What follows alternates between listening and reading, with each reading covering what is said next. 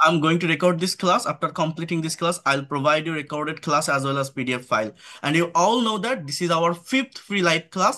আজ হচ্ছে এই ফ্রি ক্লাসের পঞ্চম ক্লাস। আজকের এই ক্লাসটিতে আমি প্যাসিভ ভয়েসের প্র্যাকটিক্যাল ব্যবহার নিয়ে কথা বলবো। প্যাসিভ ভয়েস ইংলিশ ল্যাঙ্গুয়েজে খুবই গুরুত্বপূর্ণ একটি টপিক, কিন্তু এইটার প্র্যাকটিক্যাল ফাংশন না জানার কারণে, এইটার ডিরেক্ট ব্যবহার না জানার কারণে আমরা ইংলিশে কথা বলতে পারি না বা ফ্রি হ্যান্ডে ভালোভাবে লিখতে পারি না। তো প্যাসিভ ভয়েসটা কি, আপনারা যদি লাস্ট পর্যন্ত থাকেন, আপনাদের আজকের এই ক্লাসটিতে প্যাসিভ ভয়েস সম্পর্কে সম্পূর্ণ ধারণাটা পাল্টে যাবে। অর্থাৎ আমি আপনাদেরকে দেখাবো বাই ছাড়া কিভাবে প্যাসিভের ব্যবহার করতে হয়, ডিরেক্ট প্যাসিভের ব্যবহারটা কেমন হয়। আমরা অনেকে এইভাবেই প্যাসিভ করি ট্রান্সফরমেটিভ ওয়েতে, যে আই ইট রাইস, আমি ভাত খাই, rice is eaten by me, ভাত খাওয়া হয় আমার দ্বারা। কিন্তু এভাবে করব না, ডিরেক্ট প্যাসিভের ব্যবহার আমরা শিখবো, বাই ছাড়া প্যাসিভের ব্যবহার। সেটা কিভাবে হয় আমি দেখাবো। আবারও বলছি, আমি যেটাই শেখাবো প্র্যাকটিক্যালি শেখাবো, যেটা প্র্যাকটিক্যাল স্পিকিং প্র্যাকটিক্যাল রাইটিং এ কাজে লাগবে। এর জন্য যারা আইএলটিএস এর প্রিপারেশন নিচ্ছেন, যারা house wife, teacher, officer, freelancer, immigrant, যারা আহ, মানে ইংলিশ ল্যাঙ্গুয়েজটা শিখতে চান, সত্যিকার অর্থে ল্যাঙ্গুয়েজটা কমপ্লিটলি ডেভেলপ করতে চান, স্পিকিং প্লাস রাইটিং, এই ক্লাসগুলো প্রত্যেকের জন্য অ্যাপ্রোপ্রিয়েট হবে। আমি সেভাবেই প্র্যাকটিক্যালি ল্যাঙ্গুয়েজটা শেখাবো বা বোঝাবো। এটা নির্দিষ্ট কোনো ক্লাসের জন্য নয়, প্রত্যেকের জন্য অ্যাপ্রোপ্রিয়েট হবে, সেভাবেই আমার এই কোর্সটা ডিজাইন করা। তো আমি একদম ফার্স্ট ক্লাসে আপনাদের এই কথাটা বলছিলাম যে how to start learning English, কিভাবে ইংরেজি শেখা শুরু করতে হয়। একটা কথা বারবার বলে যাচ্ছি, ইংলিশ ল্যাঙ্গুয়েজ একটা ধারাবাহিকতা মেনটেন করেই শিখতে হয়। অর্থাৎ বিভিন্ন জায়গা থেকে আপনি ক্লাস করছেন, দেখছেন, শিখছেন, এইভাবে করতে থাকলে আপনার দিনের পর দিন, মাসের পর মাস, বছরের পর বছর যেতে থাকবে, আপনাকেও শিখে যেতে হবে। একটা গোছানো পদ্ধতিতে আসতে হবে যে আমি কোন জায়গা থেকে শুরু করব, কোথায় শেষ করব। এই ল্যাঙ্গুয়েজ একটা চেইন অফ কমান্ড মেনটেন করে, যেটা প্রতিদিন আমি বলে আসছি। আপনি যদি ওয়ার্ড না পারেন, আপনি সেন্টেন্স পারবেন না, সেন্টেন্স না পারলে টেন্স পারবেন না, টেন্স না পারলে ভয়েস পারবেন না। তো ভাষা শেখার আগে এটা জানতে হবে আমি কোন টপিকের পর কোন টপিক পড়বো, কোনটার সাথে কোনটা কানেক্টেড বা রিলেটেড, যেটা আমি এই ফ্রি সেশনগুলো থেকে ধারাবাহিকভাবে নিয়ে আসছি। আমি কিন্তু একটা বা দুইটা ডেমো ক্লাস নিয়ে শেষ করে দেই না, আমি কিন্তু ধারাবাহিকভাবে দেখিয়ে আসতেছি। আরো আরো ক্লাস আছে আপনাদের। তো এইখানে দেখেন আমি কি বলছি, যে how can how to start learning English. আমার ওইখানে টপিকটা কি ছিল ফার্স্ট ক্লাসে, যে how can we start our spoken English learning journey, কিভাবে ইংরেজি শেখাটা শুরু করতে পারি। I have talked about 7 points in front of you in that class. আমি 7টি পয়েন্ট নিয়ে কথা বলেছিলাম আপনাদের সামনে ওই ক্লাসটিতে। কি কি ছিল? Point number 1, sentence. সেন্টেন্স সম্পর্কে একটা কনসেপ্ট রাখতে হবে। পয়েন্ট নাম্বার 2, সেন্টেন্স কম্পোনেন্টস, অর্থাৎ সেন্টেন্স বা বাক্যের উপকরণ বা এলিমেন্টস, হ্যাঁ, পার্টস অফ স্পিচ, এটা হচ্ছে point number 3। Then verb, tense এর ব্যবহার, modal and semi modal auxiliary ভার্বের ব্যবহার, যেটা নিয়ে গত ক্লাসে কথা বলছিলাম। নাম্বার 7, প্যাসিভ ভয়েসের ব্যবহার। আজকে এই প্যাসিভ ভয়েস নিয়ে ইন ডিটেলসে আমি আলোচনা করব। এইটা নিয়ে যদি আমি আলোচনা আজকের ক্লাসে কমপ্লিট করতে পারি, নেক্সট ক্লাসে আমাদের আর এই টপিকগুলো বাকি থাকবে না। নেক্সট যে ফ্রি ক্লাসটি আমি নিব, সেখানে প্র্যাকটিক্যাল স্পিকিং এবং কনভারসেশন নিয়ে কথা বলবো। অর্থাৎ তখন আর আজকে পর্যন্ত মনে করেন আমাদের এই গ্রামারের ফাংশন শেষ। আজকের পর থেকে অর্থাৎ আগামীকাল সিক্সথ ফ্রি লাইভ ক্লাস আপনারা করবেন একদম direct speaking, practical speaking plus conversation প্র্যাকটিসের উপর। কারণ প্রিভিয়াস ক্লাসগুলোতে আমি সেন্টেন্স সম্পর্কে ধারণা দিয়েছি, সেন্টেন্স কম্পোনেন্ট বুঝিয়েছি আপনাদের। মনে আছে কিনা ভেবে দেখেন। সেকেন্ড ক্লাসে কি আমি বলছিলাম অ্যাডভার্বিয়ালসটা কি, কমপ্লিমেন্টসটা কি, অবজেক্টটা কি, কিভাবে এগুলো দিয়ে একটা শর্ট সেন্টেন্সকে লং করা যায়, এটা আমি বলছিলাম। পার্টস অফ স্পিচের ফাংশনও সেখানে দেখিয়েছি। থার্ড ক্লাসে ভার্বের ফাংশন দেখিয়েছি। আমি বলছি যারা ভোকাবুলারিতে দুর্বল, ভার্ব রিলেটেড ভোকাবুলারি বেশি করে পড়বেন। এবং ভার্বের রূপ আছে, একটা ভার্বের টোটাল 5টি ফর্ম থাকে, বাট আমাদের গ্রামার বইগুলোতে 3টি ফর্ম দেওয়া থাকে, এটাকে কনজুগেশন অফ ভার্ব বলে। আমরা যে ইংলিশে স্পিকিং করতে পারি না, কথা বলতে পারি না, স্পোকেন ইংলিশ শিখতে চাই, এইটা কি, স্পোকেন ইংলিশটা কি পারি না কেন? শুধুমাত্র ভার্বের ফাংশন বুঝি না তাই। একটা ভার্বকে বিভিন্ন ফর্মে নেওয়ার কারণে কথার কালের বা সময়ের পরিবর্তন হয়, এইটাই টেন্স। টেন্স মানে কি? টেন্স মানে ভার্বের ফর্মের চেঞ্জ।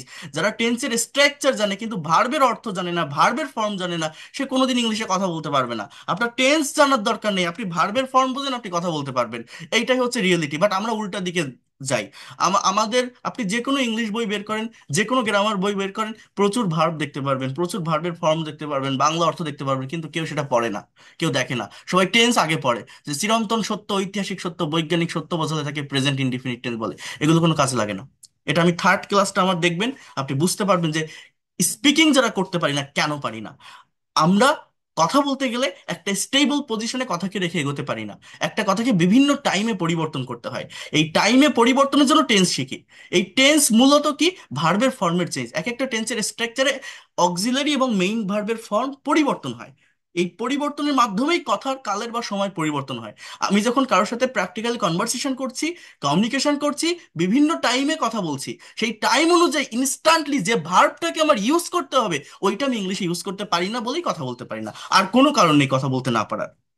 এখন টেন্স শিখে মনের সব ভাব প্রকাশ করা যায় না, টেন্সের 12টা স্ট্রাকচার আছে। এই জন্য মনের হোল সেন্সটাকে ইন ডিটেলসে প্রকাশ করার জন্য, আরো ব্রড করার জন্য, টেন্সের পাশাপাশি আমাদের মডাল এবং সেমি মডাল অক্সিলারি ভার্ব সম্পর্কে কনসেপ্ট বা ধারণা রাখতে হয়। এবার এই টেন্স, মডাল, সেমি মডাল, 12টা টেন্সের স্ট্রাকচার, 18টার মতো মডাল সেমি মডাল ইংলিশ ল্যাঙ্গুয়েজে আছে। টোটাল 30টা স্ট্রাকচার হয়। 30টা স্ট্রাকচার মানে কি, একটা পার্টিকুলার ভার্বকে 30টা ওয়েতে, 30 ভাবে, 30টা টাইমে, 30 দিকে আপনি নিতে পারবেন বা বলতে পারবেন যদি আপনার এগুলো জানা থাকে। কিন্তু এই টেন্স, মডাল, সেমি মডালের আবার একটা রিভার্স স্ট্রাকচার আছে, যেটা সম্পর্কে আমরা কনসেপ্ট রাখি না। প্রত্যেকটা টেন্সের, প্রত্যেকটা মডেলের, প্রত্যেকটা সেমি মডেলের একটা রিভার্স স্ট্রাকচার আছে, যেটা হচ্ছে প্যাসিভ ভয়েস, যেখানে সাবজেক্টটা নিষ্ক্রিয় থাকে, ইনঅ্যাক্টিভ থাকে। সাবজেক্টকে প্রায়োরিটি দেওয়া হয় না, অবজেক্টকে প্রায়োরিটি দেওয়া হয়। এই জায়গাটা আমি আজ ডিটেলসে বলবো। আপনি সব জানেন, বাট প্যাসিভ ভয়েস যদি না জানেন, এই ল্যাঙ্গুয়েজ আপনি শিখতে পারবেন না, পারবেন না, পারবেন না। মনে রাখেন, এটা আজকের ক্লাস আপনি লাস্ট পর্যন্ত করেন, আপনি বুঝতে পারবেন এই প্যাসিভ ভয়েস ইংলিশ ল্যাঙ্গুয়েজে কত বড় একটা জায়গা দখল করে আছে। এবং এটা আমাদের কথা বলার ক্ষেত্রে অনেক বড় একটি ব্যারিয়ার, বাধা হিসাবে কাজ করে। এইটা থেকে যদি আমরা ওভারকাম করতে পারি, আমরা কনফিডেন্টের সাথে যে কোনো কিছু ইংলিশে লিখতে পারবো এবং বলতে পারবো। এতটুকু আমি আপনাকে অ্যাসিওর করতে পারি ইনশাল্লাহ। সো এই বিষয়গুলো বললাম। এই যে পিডিএফটা দেখছেন, এটা আমার অথেন্টিক একটা পিডিএফ। এটা আমার পেইড কোর্সের স্টুডেন্টসদের, আপনাদের জন্য না। আপনাদের, আপনারা যারা ফ্রি ক্লাস করছেন, আমি অনেক কিছুই দিচ্ছি। লাইভ ক্লাস নিচ্ছি, রেকর্ডেড ক্লাস দিচ্ছি। তারপরে আমি রেগুলার পিডিএফ ক্লাস, পিডিএফ ফাইলগুলো ক্লাসের পর পর দিয়ে দিচ্ছি। যদি যদি একটা ক্লাসে না দিতে পারি, তারপরে আমি গ্রুপে দিয়ে দিই। কিন্তু এই পিডিএফ ফাইলগুলো ইন্ডিভিজুয়াল পার্সনকে দেওয়া সম্ভব হয় না বা বারবার দেওয়া যায় না, কারণ এটা হোয়াটসঅ্যাপ হ্যাং হয়ে যায়। হোয়াটসঅ্যাপে ওই স্টোরেজটা ফুল হয়ে যায় পিডিএফ দিলে। রেকর্ড ক্লাস দিলে সমস্যা হয় না, বারবার ফরওয়ার্ড করা যায়, কিন্তু পিডিএফ বারবার দেওয়া যায় না, হোয়াটসঅ্যাপ নষ্ট হয়ে যায়। এটা হচ্ছে মেইন প্রবলেম। ঠিক আছে। আমার হার্ড কপি একটা বই আছে, এই বইটা যারা নিয়ে রাখছেন তাদের পিডিএফ লাগে না, কারণ আমি এই যে ক্লাসগুলো পড়াচ্ছি সবকিছু আমার লেখা এই যে বইটা, স্পিক ইংলিশ উইথ সোনামুখ, এই বইটাকে মেনটেন করে প্রত্যেকটা ক্লাস আমার হয়। এই যে বইটা, এই বইতে আমার সব কিছু দেওয়া আছে। এটা হচ্ছে মেইন কথা। তো আমি ফ্রি ক্লাস নিচ্ছি, আপনাদের লাইভ ক্লাস নিচ্ছি, রেকর্ড ক্লাস প্রোভাইড করছি, তারপরে আবার পিডিএফ ফাইল আমি ক্লাস শেষে পাঠাচ্ছি, মনে না থাকলে পরের দিন আমি দিয়ে দিচ্ছি। ভার্বের ফর্ম চেয়েছিলেন, সেগুলো গ্রুপে দিয়েছি। বাট যারা নতুন জয়েন করছেন, কারণ এই গ্রুপগুলো তো সবার জন্য উন্মুক্ত থাকে, অনেকেই নতুন জয়েন করছেন, তো তাদের এগুলো পেতে একটু প্রবলেম হবে, এটা স্বাভাবিক। কিন্তু আমার তো বারবার ফরওয়ার্ড করা সম্ভব হয় না। আবার যখন নতুন করে ফ্রি ক্লাস শুরু হবে, তখন আপনারা আবার পাবেন এই পিডিএফ গুলো। এটা হচ্ছে মেইন কথা। তো এখানে দেখেন, আমার পেইড কোর্সে যখন আমি ক্লাসগুলো শুরু করি, প্রোনাউন্সিয়েশনের ফাংশন দিয়ে শুরু করি, টাং টুইস্টার প্র্যাকটিস করাই মুখের জড়তা কাটানোর জন্য। এরপর এখানে অনেকগুলো ফাংশন আছে, এগুলো আমি আপনাদেরকে দেখিয়েছি। ভার্বের ফর্ম, আমি বারবার বলছি, ভার্বের ফর্ম ডেভেলপ করে ইংলিশ শেখা শুরু করতে হবে। আমরা ইংরেজি পারি না, এটা না পারার সব থেকে বড় কারণ হচ্ছে আমাদের ভোক্যাবুলারি সম্পর্কে ক্লিয়ার কনসেপ্ট থাকে না। তো ভোক্যাবুলারি বলতে, একটা সেন্টেন্স তৈরি করতে গেলে সাবজেক্টের যে অংশটা শুরুতে যেটা থাকে, I, we, you, he, she, they, অর্থাৎ একটা নির্দিষ্ট সার্কেলের ভিতর সাবজেক্ট থাকে। সাবজেক্টের পর ভার্ব ইউজ করতে পারলে এক্সটেনশন বা বাকি অংশটা সিচুয়েশন অনুযায়ী অটোমেটিক্যালি চলে আসে। তার মানে ভোক্যাবুলারিতে যারা দুর্বল, ভোক্যাবুলারি বলতে আমাদের জানতে হয় মূলত ভার্বের ভোক্যাবুলারি। যার যত বেশি ভার্ব সম্পর্কে কনসেপ্ট থাকে, সে তত দ্রুত ল্যাঙ্গুয়েজ ডেভেলপ করতে পারে।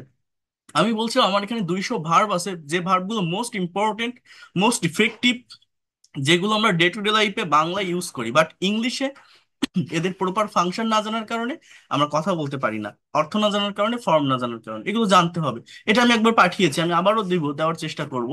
এরপর কিভাবে স্পিকিং করতে হয়, প্রেজেন্টেশন দিতে হয়, do verb, be verb, have ভার্বের ব্যবহার, সব ফাংশন এখানে দেওয়া আছে আমার এই বইটাতে।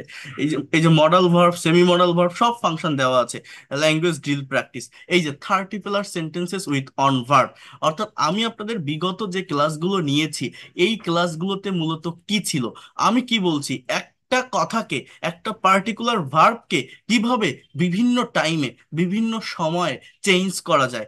যেমন এই যে এখানে 31টা বাক্য আছে একটা ভার্ব দিয়ে, এই 31টা বাক্য আপনি ট্রান্সলেট যদি করতে সক্ষম হন, আপনি ইংলিশে কথা বলতে পারবেন। এতটুকু আমি আপনাকে বলতে পারি। আমি আপনাকে কথা বলাবো, এটা কঠিন কিছু না কথা বলা। দেখেন, সে একটি গাড়ি চালায়। আমি ফাংশনটা বুঝিয়ে দিই, আর তার আগে আমি শুরুতে বলি যে একটা সেন্টেন্স বা বাক্য তৈরির স্ট্রাকচার কি। ইংলিশে একটা সেন্টেন্স বা বাক্য তৈরি করতে গেলে first of all we need a subject. আমাদের প্রথমত একটা সাবজেক্টের প্রয়োজন। In the place of subject you have to put noun or pronoun. সাবজেক্টের জায়গায় নাউন অথবা প্রোনাউনের ব্যবহার করতে হয়। Then verb, then extension. এই স্ট্রাকচারটা আমি প্রতিটা ক্লাসেই দেখাচ্ছি আপনাদের। এরপরে কি, এই এক্সটেনশনের জায়গায় আমার অবজেক্ট থাকতে পারে, অথবা কমপ্লিমেন্ট থাকতে পারে, অথবা অ্যাডভার্বিয়ালস ফ্রেজের ব্যবহার হতে পারে।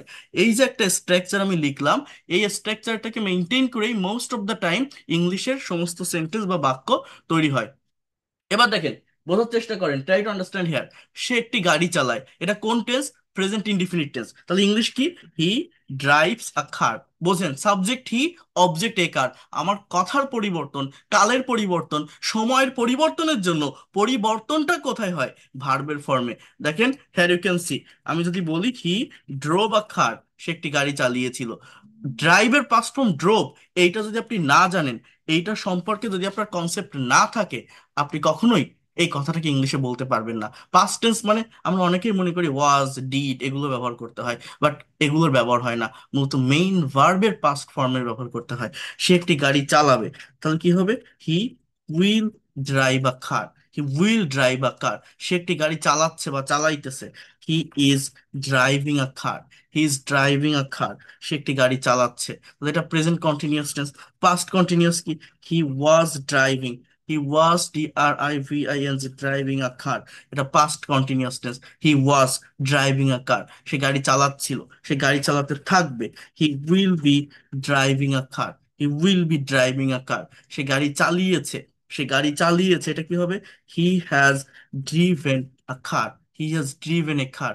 সে একটি গাড়ি চালিয়েছিল হসপিটালে যাওয়ার আগে। এটা হচ্ছে পাস্ট পারফেক্ট টেন্স। এর আগেরটা হচ্ছে প্রেজেন্ট পারফেক্ট টেন্স। তাহলে এই পাস্ট পারফেক্ট, ফিউচার পারফেক্টের ব্যবহার ইংলিশ ল্যাঙ্গুয়েজে তেমন হয় না। মানে প্র্যাকটিক্যাল স্পিকিং এ 12টা টেন্সের স্ট্রাকচার আছে, ঠিক আছে, কিন্তু প্র্যাকটিক্যাল স্পিকিং এর ক্ষেত্রে আমার মোস্ট অ্যাক্টিভ স্ট্রাকচার 6 থেকে 7টি। 3টা কন্টিনিউয়াস, 3টা ইনডিফিনিট, আর প্রেজেন্টের পারফেক্ট। এই 7টি স্ট্রাকচার সব থেকে বেশি ব্যবহৃত হয়। বাকিগুলো জেনে রাখতে হবে, কিন্তু প্র্যাকটিক্যাল স্পিকিং এ অতটা ব্যবহার হয় না। অর্থাৎ যেগুলো বেশি অ্যাক্টিভ, যেগুলো most of the time conversation বা কমিউনিকেশনে ব্যবহার করতে হয়, সেগুলো ট্রান্সফর্ম করাটাও আমাকে শিখে রাখতে হবে। অর্থাৎ নেগেটিভ, ইন্ট্রোগেটিভ। হ্যাঁ, তাহলে সে একটি গাড়ি চালিয়েছিল হসপিটালে যাওয়ার আগে, এখানে দুটো আলাদা ক্লজ। তাহলে he had driven a car. Driven, কই লিখছি, কোথায় লেখা উঠতেছে না, just wait a minute. He had, অনেকে ড্রাইভেন বলে, it will be driven. He had driven a car before he went to hospital. একটা পাস্ট ইনডিফিনিট, একটা পাস্ট পারফেক্ট। সে একটি গাড়ি চালিয়ে থাকবে। He will have driven a car. He will have, এটা হচ্ছে একটা অনুমানের উপর থাকে, একটা নির্দিষ্ট সময়ের মধ্যে ভবিষ্যতে কোন একটা কাজ হয়ে থাকবে। He will have driven a car. সে একটি গাড়ি চালিয়ে থাকবে। সে সকাল থেকে একটি গাড়ি চালাচ্ছে। তাহলে এটা হচ্ছে প্রেজেন্ট পারফেক্ট কন্টিনিউয়াস। আগে থেকে শুরু করে এখনো পর্যন্ত কোন একটা কাজ হচ্ছে বা চলছে বোঝায়। তাহলে he has been driving a car since morning. সে সকাল থেকে একটি গাড়ি চালাচ্ছে। এরপর সে 5 দিন ধরে একটি গাড়ি চালাচ্ছিল। He had been driving a car for 5 days. He had been driving a car for 5 days. হ্যাঁ, ধরে বোঝালে ফর বসে, আর যদি থেকে বোঝায় পয়েন্ট অফ টাইম, তাহলে সিন্স বসে। সে আগামী 7 দিন ধরে গাড়ি চালাতে থাকবে। তাহলে হি will have been driving a car for next 7 days. দেন সে একটি গাড়ি চালাতে পারে। অর্থাৎ এই হচ্ছে আমার 12টা টেন্সের স্ট্রাকচার, এখানে শেষ। একটা পার্টিকুলার ভার্ব দিয়ে করেছি, কি ভার্বটা কি, ড্রাইভ মানে চালানো। কিন্তু এখানে পরিবর্তনটা কোথায় হয়েছে? সাবজেক্ট হি, অবজেক্ট এ কার। কথার পরিবর্তন, কালের পরিবর্তন বা সময়ের পরিবর্তনের জন্য পরিবর্তনটা আমরা কোথায় করলাম? ভিতরে, ভার্বের ফর্মে। এইটা আপনাকে বুঝতে হবে, এইটা আপনাকে জানতে হবে। তাহলে সে গাড়ি চালাতে পারে, কি হবে? He can drive a car. He can drive a car, সামর্থ্য অর্থে যদি পারা বোঝায় ক্যানের ব্যবহার হয়। হি মে ড্রাইভ আ কার, সে গাড়ি চালাতে পারে। সম্ভাবনা অর্থে যদি বোঝায় মে ভার্বের ব্যবহার হয়। সে গাড়ি চালাতে পারতো, সামর্থ্য অর্থে বোঝালে he could drive a car. He could drive a car, সে গাড়ি চালাতে পারতো। সম্ভাবনা অর্থে হি মাইট, হি মাইট drive a car. He mite drive a car, সে গাড়ি চালাইতো। এটা হচ্ছে হি ইউজ টু, অথবা আপনি হি উডের ব্যবহার করতে পারেন। He use to drive a car, সে গাড়ি চালাইতো বা চালাতে অভ্যস্ত ছিল। হ্যাঁ, বা এখানে উডের ব্যবহার করা যায়, উড দিয়েও অতীতের অভ্যাস বোঝানো যায়। সে অবশ্যই একটি গাড়ি চালাবে। হি মাস্ট, মাস্টের ব্যবহার, he must drive a car, সে অবশ্যই একটি গাড়ি চালাবে। তার একটি গাড়ি চালানো উচিত, কি হবে? He should drive a car. He should drive a car, সে একটি গাড়ি চালানোর সাহস করে।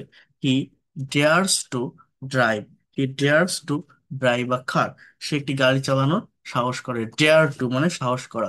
তার একটি গাড়ি চালানোর প্রয়োজন। He needs to drive, he needs to drive a car, তার গাড়ি চালানো দরকার বা প্রয়োজন। He needs to drive a car, তাকে একটি গাড়ি চালাতে হয়। এটা হচ্ছে semi modal auxiliary verb. Semi modal, হ্যাঁ, অর্থাৎ দেখতে প্রাইমারি অক্সিলারির মতো। Am, is, are, was, were, have, has, had, সাথে একটা টু যুক্ত হবে। তাহলে he is to drive a car, তাকে গাড়ি চালাতে হয়, তাকে গাড়ি চালাতে হতো। He was to, he was to drive খাট, তাকে গাড়ি চালাতে হতো। তার একটি গাড়ি চালানোর কথা। Is he is suppose to drive a car, তার একটি গাড়ি চালানোর কথা, তার একটি গাড়ি চালানোর কথা ছিল। He was suppose to drive a car, তার একটি গাড়ি চালানোর কথা ছিল। সে একটি গাড়ি চালাতে যাচ্ছে। তাহলে কি হবে এটা? He is going, he is going to drive a car, সে একটি গাড়ি চালাতে যাচ্ছে। সে একটি গাড়ি চালাতে যাচ্ছিল। He was going, he was going to drive a car, সে একটি গাড়ি চালাতে যাচ্ছিল। তাকে একটি গাড়ি চালাতে হবে। He has to drive a car, তাকে একটি গাড়ি চালাতে হবে। He has to drive a car, তাকে একটি গাড়ি চালাতে হয়েছিল। He had to, he had to drive, he had to drive, drive a car, তাকে একটি গাড়ি চালাতে হয়েছিল। He had to drive a car, he had to drive a car, তার বরং গাড়ি চালানো ভালো। He had better or would rather, এখানে যে কোনো একটা ব্যবহার করা যায়। Had better or would rather drive, এইগুলো সবই সেমি মডাল ভার্ব, মনে রাখবেন। Phrasal verb. He had better or would rather drive a car, যে কোনো একটা বসানো যায়। সে একটি গাড়ি চালাতে চায়। এখানেও দেখেন, পলাইটলি কোনো কিছু করতে চাওয়া বোঝাতে উড লাইক টু এর ব্যবহার হয়। He would like to drive a car. এই যে সেন্টেন্স গুলো আমি লিখলাম, এই যে বাক্যগুলো আমি লিখলাম, কি দিয়ে লিখলাম? টেন্স, মডাল এবং সেমি মডাল ব্যবহার করে।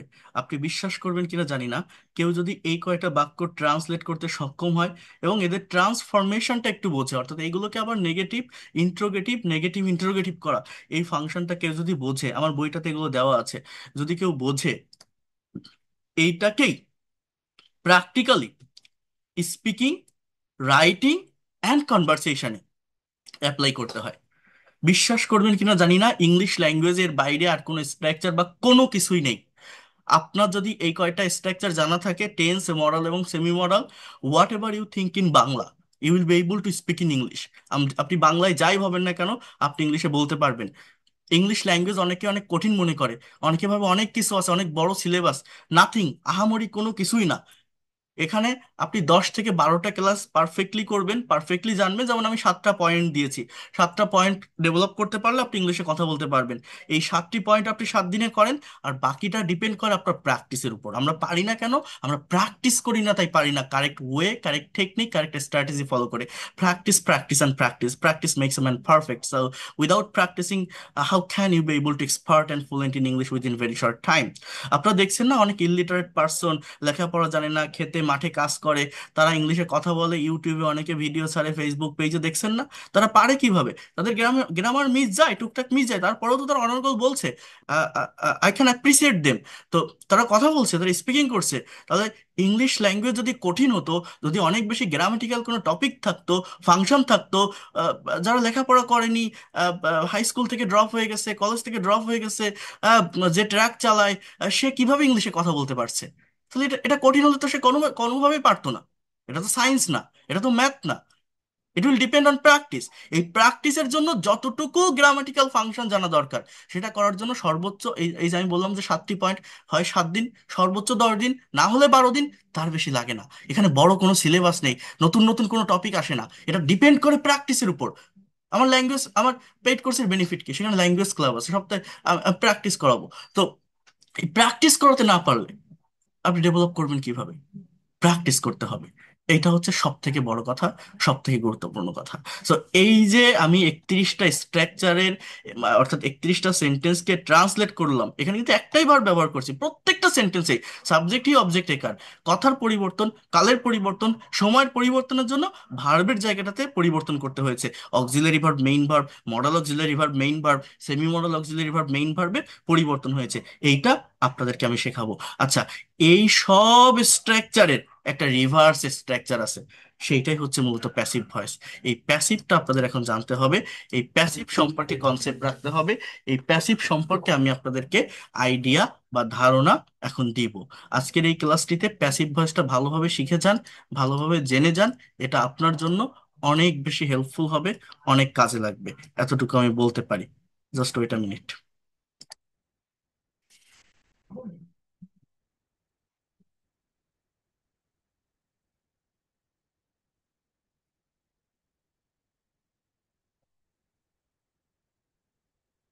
Try to understand here.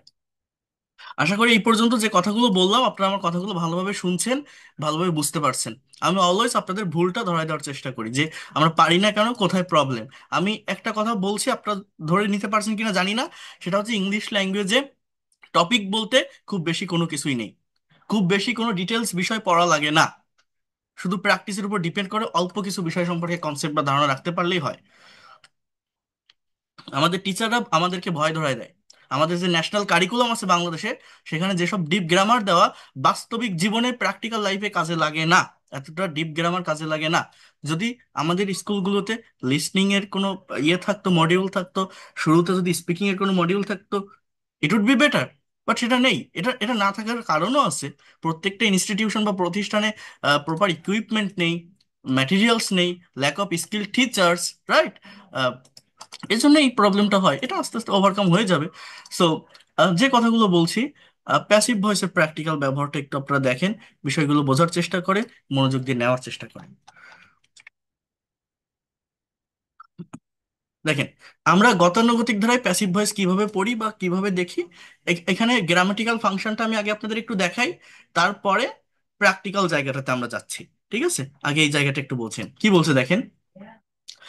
কিছু কথা, কিছু কাজ, কিছু ঘটনা সাবজেক্ট বা কর্তা নিজে সম্পূর্ণ করে থাকে, আবার কিছু কাজ, কিছু ঘটনা অন্যের দ্বারা সম্পূর্ণ হয়ে থাকে।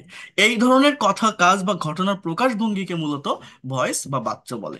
ভয়েস দুই প্রকার, একটা হচ্ছে অ্যাক্টিভ ভয়েস, আরেকটি হচ্ছে প্যাসিভ ভয়েস। আমি এতক্ষণ যে সেন্টেন্সগুলো আপনাদের করালাম, বা এর আগে বিগত যতগুলো ক্লাস আমি আপনাদের নিয়েছি, যা দেখেছেন, যা করেছেন, সবই অ্যাক্টিভে। অ্যাক্টিভ মানে কি? যেখানে সাবজেক্ট সক্রিয় বা অ্যাক্টিভ থাকে এবং কাজটি সম্পূর্ণ করতে সাবজেক্টটি প্রধান হিসেবে বিবেচিত হয়। He reads a book, she drew a picture, you have done the work. হ্যাঁ, তাহলে হি, শি, ইউ এগুলো হচ্ছে এখানে সাবজেক্ট, এবং এগুলো শুরুতেই আছে। প্যাসিভ কি? সাবজেক্ট নিজে কাজ না করে, নিষ্ক্রিয় বা ইনঅ্যাক্টিভ থেকে যদি ওই কাজটি অন্য কারো দ্বারা সম্পূর্ণ হয়, তাকে প্যাসিভ বলে। A book is read by him, একটা বই পড়া হয় তার দ্বারা। এখানে কার দ্বারা? তার দ্বারা। তো মানে যে সাবজেক্ট, যে কর্তা, কাজটা যার দ্বারা হয় তাকে এখানে প্রায়োরিটি দেওয়া হয় না। প্রায়োরিটি দেওয়া হয় না, তাকে এখানে গুরুত্ব দেওয়া হয় না, তাকে দূরে রাখা হয়। গুরুত্বটা দেওয়া হয় যে কাজটা করানো হয় ওই কাজটাকে, অবজেক্টকে। অবজেক্টকে সাবজেক্টে নেওয়া হয়। আর book is read by him. বই কি নিজে নিজে পড়তে পারে? বইয়ের কি হাত পা আছে? বই কোনো কিছু হতে পারে না। বই জিনিসটা কি নিষ্ক্রিয়, ইনঅ্যাক্টিভ। এই জন্য এটা passive. A picture was drawn by her, the work has been done by you, এগুলো দেখলে কেমন একটা কঠিন লাগে। হ্যাঁ, কিন্তু প্র্যাকটিক্যাল প্যাসিভ গুলো কি? এই যে by her, by him, by you দেখছেন না? আমি এই বাই ছাড়া প্যাসিভের ব্যবহার আপনাদেরকে দেখাবো। আপনারা এই যে পিডিএফটা দেখাচ্ছি, আপনি প্যাসিভ ভয়েস সলভ করার জন্য বা শেখার জন্য যে কোনো গ্রামার বইতে যান, এগুলো আপনি পাবেন।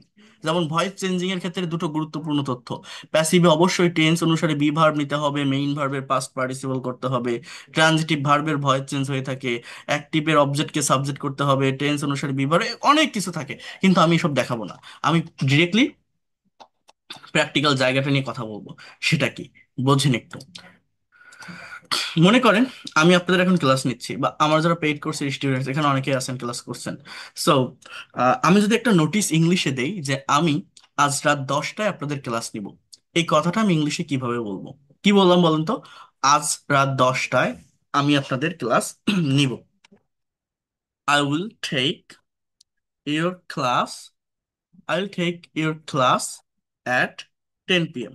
আমি রাত 10টায় আপনাদের ক্লাস নিব। কি বললাম? I will take your class at 10 p.m. I will take your class at 10 p.m. এই যে বাক্যটা আপনারা দেখলেন, এই যে বাক্যটি আমি লিখলাম এখানে, এই বাক্যটি এইভাবে না বলে যদি আমি একটু ঘুরাই বলি, আমার গ্রুপে আরো অনেক অ্যাডমিন আছে, অন্য কাউকে দিয়ে যদি বলাই যে আপনাদের আজকের ক্লাসটি রাত 10টায় নেওয়া হবে, এটার ইংলিশ কি? বলুন তো, কি বললাম? আপনাদের আজকের ক্লাসটি আজ রাত 10টায় নেওয়া হবে। অর্থাৎ কে নিবে, কোন স্যার নিবে সেটা বলা হচ্ছে না, আমি অন্য কাউকে দিয়ে নেওয়াতে পারি। এই কথাটা ইংলিশে বলার জন্য আমাকে এইভাবে লিখতে হচ্ছে যে your class will be taken, your class will be taken today, your class will be taken at 10 p.m. today, at 10 p.m. today, your class will be taken at 10 p.m. today। এই যে বাক্যটি আমি এখানে লিখলাম, ভালোভাবে বোঝার চেষ্টা করেন। এখানে উইল টেক বলছি, আর এখানে উইল বি টেকেন বলছি। কেন এটা বললাম? এখানে আমি নিব, সাবজেক্ট অ্যাক্টিভ, সাবজেক্ট কাজ করতেছে। কিন্তু এখানে হচ্ছে বলা হচ্ছে যে আপনাদের ক্লাসটা শুরু হবে, এখানে অবজেক্টের উপর গুরুত্ব দিচ্ছে, কর্ম, ক্লাস। এখন ক্লাসের কি হাত পা আছে? ক্লাস কি নিজে নিজে শুরু হতে পারে? না। তাহলে এইখানে যে সাবজেক্টে আমি যেটাকে লিখছি, যেটাকে বসিয়েছি, এটা ইনঅ্যাক্টিভ, এটা নিষ্ক্রিয়। এই জন্য ফিউচার, দুটোই ফিউচার ইনডিফিনিট টেন্স। আবারও বলছি, দুটোই ফিউচার ইনডিফিনিট টেন্স। একটা হচ্ছে অ্যাক্টিভ, একটা হচ্ছে প্যাসিভ। এখন এই যে প্যাসিভের স্ট্রাকচারটি আছে, most of the students or most of the learners, those who want to develop English language, এই প্যাসিভ ভয়েস সম্পর্কে ক্লিয়ার কনসেপ্ট রাখে না। they don't have clear concept about practical use of passive voice, but এটা রাখতে হবে, এটা জানতে হবে। এটা এটা না জানলে আপনি ল্যাঙ্গুয়েজটা শিখতে পারবেন না। আমি আরেকটা প্র্যাকটিক্যাল এক্সাম্পল দিই, কারণ অনেকে উম, মানে ধরতেই পারে না যে এই বাক্যটি প্যাসিভ না অ্যাক্টিভ। এই আগে ধরাটা শিখতে হবে, ফাংশন পরে। আগে আপনি আইডেন্টিফাই করাটা শেখেন, অ্যাক্টিভটা কি আর প্যাসিভ জিনিসটা কি। মনে করেন আমি এখন আপনাদের ক্লাস নিচ্ছি, আমি এখন আপনাদের ক্লাস নিচ্ছি, আমি আমার অফিসে বসে আছি। এখন আমার বাসায় আমার বেডরুমটা পরিষ্কার করা দরকার, ক্লিন করা দরকার। আমার বাসায় একটা কাজের লোক আছে, ফর এক্সাম্পল তার নাম রহিমা। তো আমি বাসায় ফোন দিলাম আমার আম্মুকে। আমি ফোন দিয়ে বলছি যে মা, রহিমা কি ঘরটা পরিষ্কার করেছে? আমার বাসায় একটা কাজের লোক আছে, কে সে? রহিমা। তো আমি বাসায় ফোন দিয়ে বলছি যে রহিমা কি ঘরটা পরিষ্কার করেছে। এই বাক্যটি ইংরেজিতে কি হবে, কেউ বলতে পারেন? এটা কোন টেন্স? করেছে, গিয়েছে, থেকেছে, প্রেজেন্ট পারফেক্ট টেন্স। তাহলে এটা কেমন হতে পারে যে has Rahima clean the room, or clean my room, has Rahima clean the room. এটা কিন্তু প্যাসিভ না, এটা অ্যাক্টিভ, একটা ইন্টারোগেটিভ সেন্টেন্স, কারণ এখানে সাবজেক্ট কে? রহিমা। Subject active. এখন আমার মা যদি ওই পাশ থেকে উত্তর দেয় যে হ্যাঁ আব্বু, রহিমা ঘরটা পরিষ্কার করেছে, রহিমা ঘরটা পরিষ্কার করেছে, তাহলে ইংলিশ কি? যে Rahima has cleaned the room, Rahima has cleaned the room, Rahima ঘরটা পরিষ্কার করেছে। এখন একটা বিষয় বোঝেন, এখানে কিন্তু কোনো প্যাসিভ লিখিনি, দুটোই অ্যাক্টিভ, একটা কোশ্চেন, একটা অ্যাফার্মেটিভ সেন্টেন্স, হ্যাঁ বোধক বাক্য, আর একটা ইন্ট্রোগেটিভ। কিন্তু আমি যে এই কথাটা বললাম আমার মাকে যে রহিমা কি ঘরটা পরিষ্কার করেছে, বা আমার মা বললো যে হ্যাঁ রহিমা ঘরটা পরিষ্কার করেছে, এই যে কথা আমি বললাম, আমার মায়ের কাছে জিজ্ঞাসা করলাম, এখানে আমি কিসের জন্য জিজ্ঞাসা করেছি? আমি কি রহিমার খোঁজ নেওয়ার জন্য জিজ্ঞাসা করেছি, নাকি আমার ঘরটা পরিষ্কার করলো কিনা সেইটা জানার জন্য জিজ্ঞাসা করেছি? অর্থাৎ দুটো থিংস এখানে আছে, বোঝেন? একটা বিষয় হচ্ছে রহিমা, আর একটা হচ্ছে রুম। আমার দরকার কি, রহিমা না রুম? কাকে আমার দরকার, রহিমাকে না ঘরকে? আমি ফোনটা কেন দিলাম, রহিমার জন্য না ঘরের জন্য? আগে এটা বোঝেন কিন্তু। আমরা প্যাসিভ বাক্য কি এটা আমরা ধরতে পারি না, এটা ধরতে হবে। আমার দরকার কোনটা, রহিমা না ঘর? নিশ্চয়ই ঘর। ফোন কিসের জন্য দিয়েছি, ঘরের জন্য দিয়েছি।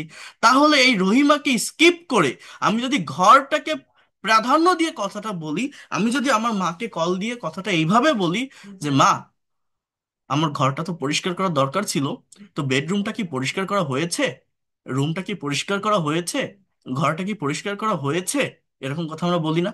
অনেকে আছেন না, বাইরের কান্ট্রিতে থাকেন, সৌদি আরব, আমেরিকা, ইংল্যান্ড, লন্ডন, আপনারা কানাডা, কানাডা, বাইরের যে কান্ট্রিগুলোতে থাকেন, অনেক টাকা পয়সা ইনকাম করেন, বাংলাদেশে অনেক বাড়িঘর তৈরি করছেন। অনেকে আছেন না যে বাইরে টাকা ইনকাম করেন, বাংলাদেশে বাড়ি তৈরি করছেন।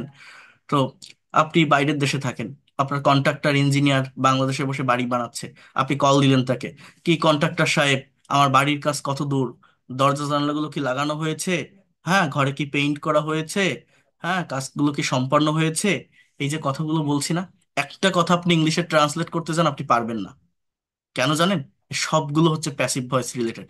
আমরা আমাদের ডে টু ডে লাইফে বাংলায় প্যাসিভ ভয়েসকে মেনটেন করে শত শত বাক্য বলে থাকি বা লিখে থাকি, বাট ইংলিশে এইটার প্র্যাকটিস না থাকার কারণে আমরা ইংলিশে কথা বলতে পারি না।